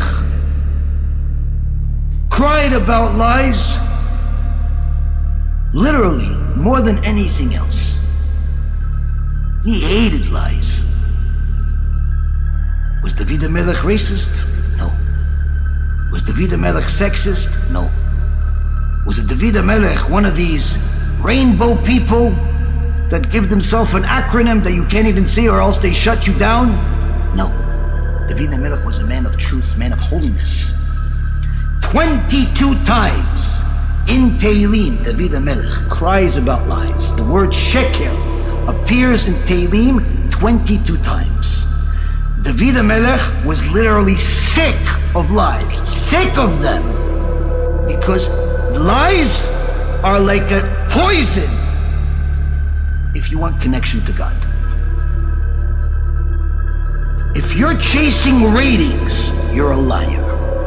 If you're chasing popularity, you're a liar. If you're chasing anything but the truth, you're a liar. The best you can do, go into a cave like Rabbi Shimon Bar Yochai, work on yourself, and when you're able to only speak the truth, come out. Because otherwise, whatever you teach, whatever you do, will die with you. If you want it, what you do, your work, your influence, your teachings, your wisdom, your life, to survive the test of time, it must be true. Because if it's a lie, it will die. And you're gonna say, yeah, but there's some lies like Christianity and Islam and all these other things that survive the test of time. But if you want anything to be known as true, as part of the Holy Torah, it must be true from beginning to end.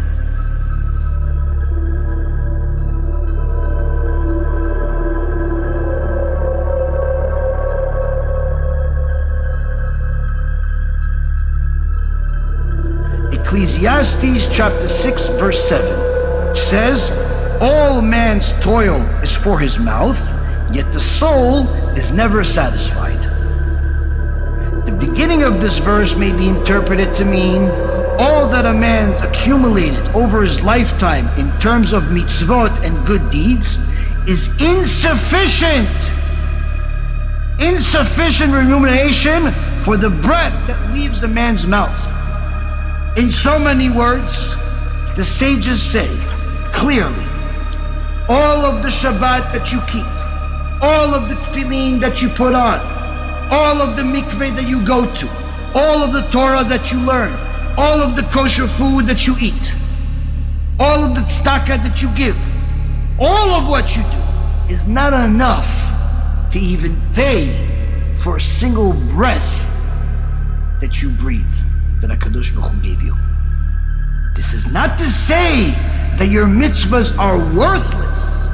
Certainly they're worth something for you to get a reward in heaven, for you to have a good life, for you to earn your right to exist in this world. But it's certainly not enough to justify a single breath that he gave you before you did any of it, and a single breath that you did even after you did all of it. Because all of it is for your benefit, not for him. Even the soul's extraction does not fill the hole. First we learn that the soul is never satisfied. Why? Because all the toil that a person does in this world, all the mitzvot, all the chesed, everything, the soul says, listen, it's still not enough to justify my existence. Do more, do more. Why? I don't know when God's going to take it back. I'm still in debt.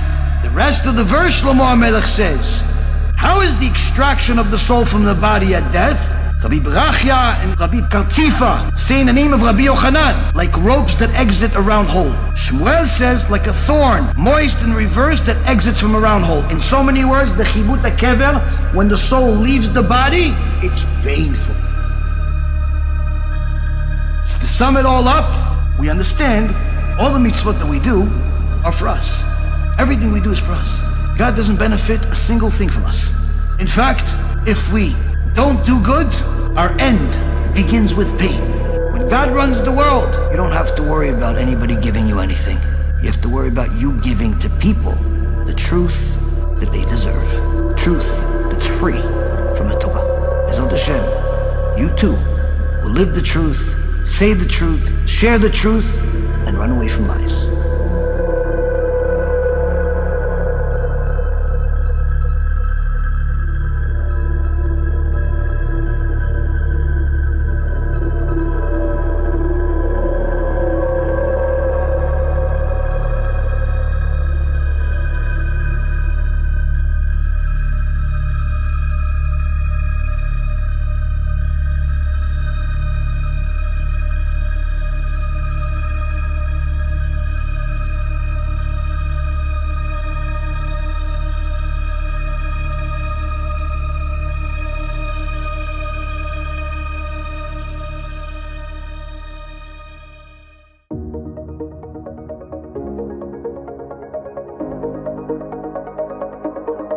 ראש הארגון, הרב ירון בן דוריס, יהי רצון שבכל אשר לפני ישכיל ויצליח, ויעלה בעלמה. אני מברך את הרבנים, הרב ירון ראובן, אשר יגורו בעזרת השם, ברכה והצלחה. שמחתי מאוד לשמוע על הארגון בעזרת השם, שמארגן תורה כדי לזכות את עם ישראל. בעזרת השם זה מיזם עצום, מיזם גדול, חשוב מאוד שכל בני תורה יקחו את המיזם הזה וישתמשו בו. אני רוצה לברך את הארגון הקדוש הזה בעזרת השם, שיהיה השם בעזרם, ויסבטל מעל כל עמו ישראל, כל גזרות קשות ורעות. תבוא הישועה והגאולה, בעגלה ובזמן קריב בעזרת השם, על ידי הארגון בעזרת השם. כן, כפי שאני מכיר את הרב ירון ראובן, שמשמרו ויחייהו. אני מבקש להודות לרב ירון ראובן. אני רוצה לבוא בברכה ובהמלצה חמה למפעל הקדוש והגדול הנקרא בעזרת השם. אני מברך את הרב ירון ראובן. רציתי לברך את כל התומכים בארגון בעזרת השם ברשות הרב ירון ראובן. אני רוצה להביע את הוקרתי, הערכתי לארגון בעזרת השם ולרב ירון ראובן. אני רוצה לקראת ראש השנה החדשה לברך את ידידנו רב ירון ראובן. רציתי לברך את הארגון סעדה דשמיא של הרב אפרים, של הרב ירון, שממש הם מקדשים של שמיים ברבים, מפיצים את התורה בכל מקום שבעולם. A very dear speaker, Rabbi Yaron Reuven, giving us some words of encouragement. He is, Baruch Hashem, on the way up. ארגון חשוב מאוד, שנקרא בעזרת השם, ברשות הרב ירון ראובן, שליטה, שם ישמרו ויחייהו. אדם יקר ונכבד, הרב ירון ראובן, שהשם ישמור אותו. הרב ירון ראובן, אתה מאפשר להם, אתה מאמין בעמלי תורה. אתם עמלי התורה, תמשיכו, תהיו אור גדול. Anything that would describe Yaron Reuven is that he's been there and done that. And that makes him an incredibly compelling speaker.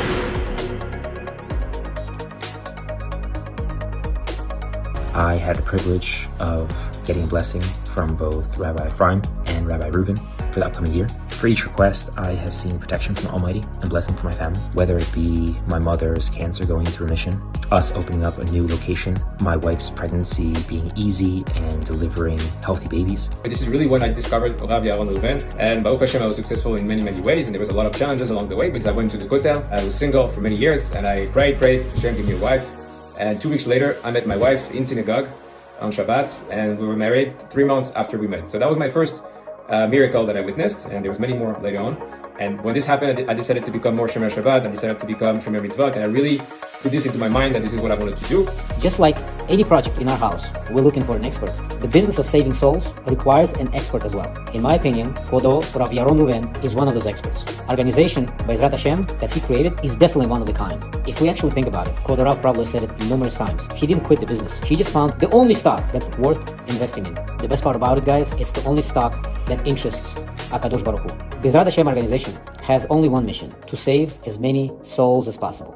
I just want to say thank you so much to the Be'ezrat Hashem Films team for all the hard work you guys do. Please keep doing what you're doing. Shalom Rav Reuven. Thank you very much for helping me out, helping me in my teshuvah. Thank you, Rabbi, for giving us the opportunity of participating in this amazing Kiruv organization. I want to say thank you to Rav Yaron Reuven for changing the lives of so many people. Rabbi Yaron Reuven he's straightforward with truth. This lightning bolt hits you. He's not going to hold back. Well, Rav, thank you very much for all you have done in Kiruv, in Costa Rica, and around the world. I want to give a big thank you to Rav Reuven for helping me do teshuvah. Hello, Rabbi Reuven. I want to say thank you so much for inspiring me. If it wasn't for you, I don't think me, neither my family would become religious. You're like one of the only few people who would actually go out of their way to help somebody to finish their conversion. What do you think would happen if you wouldn't have found Rabbi Reuven's life? I would say he's been my mentor. He was the reason that pushed me to change my life. How did you discover Rabbi Reuven or the organization? I met Rabbi Reuven, I believe it was also on YouTube, and I was inspired by his story. Most of the questions I had, he already answered them for me. When I started crying, I think that was what Rabbi Yaraon said that sparked me to start crying out to Hashem.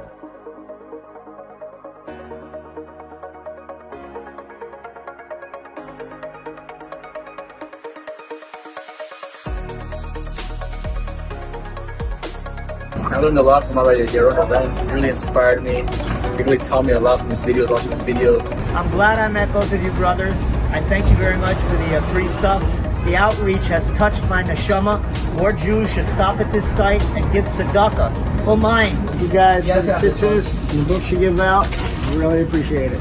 I'd like to thank the Hashem organization for all the stuff and for everything. It's a beautiful way, unprecedented way, just purely to spread Hashem's Kavod, Hashem's name, Hashem's Torah. Shema Yisrael. That's good. You guys are doing very good work here, bringing forth Am Yisrael, the Jewish people. You empower them and you strengthen them.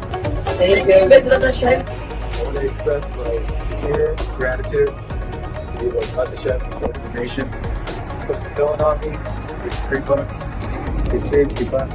Thank you, Bezrat Hashem, for the kippah and the book. Giving me a lot of plans for Shabbat. Shabbat Shalom, everyone. I'd like to thank the Bezrat Hashem's organization for the piece of column they given me. I've already read one of them, the Halachos of Kibbut Avayim. I'd like to thank the Bezrat Hashem team for giving away these free books. It's been life-changing, especially getting this Speak and Have Read. I really appreciate all the stuff that I was given by these two gentlemen here who are Ahmed, bringing people closer to Judaism. This is the biggest righteous deed a Jew can do. This book that I received in Aventura Chabad is one of the best books I ever read, and I recommend it to everybody who wants some knowledge in the Torah to get this book.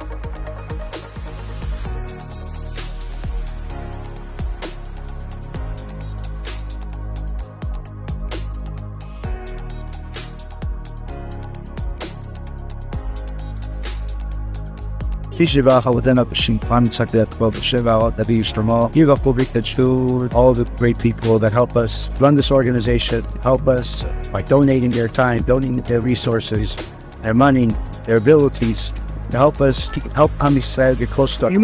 We're here at the Kotel praying for all of our donors, praying for all of our partners, praying for all of our students, all of our friends, all of the people that support our efforts to get Am Yisrael closer to our. We appreciate all your help, and we simply want to make sure that you understand, you know that, praying for you, and we're looking to do a lot more together, Bezrat Hashem. Thank you very much for everything. Both Atamei B'Olam, Amen B'Amen.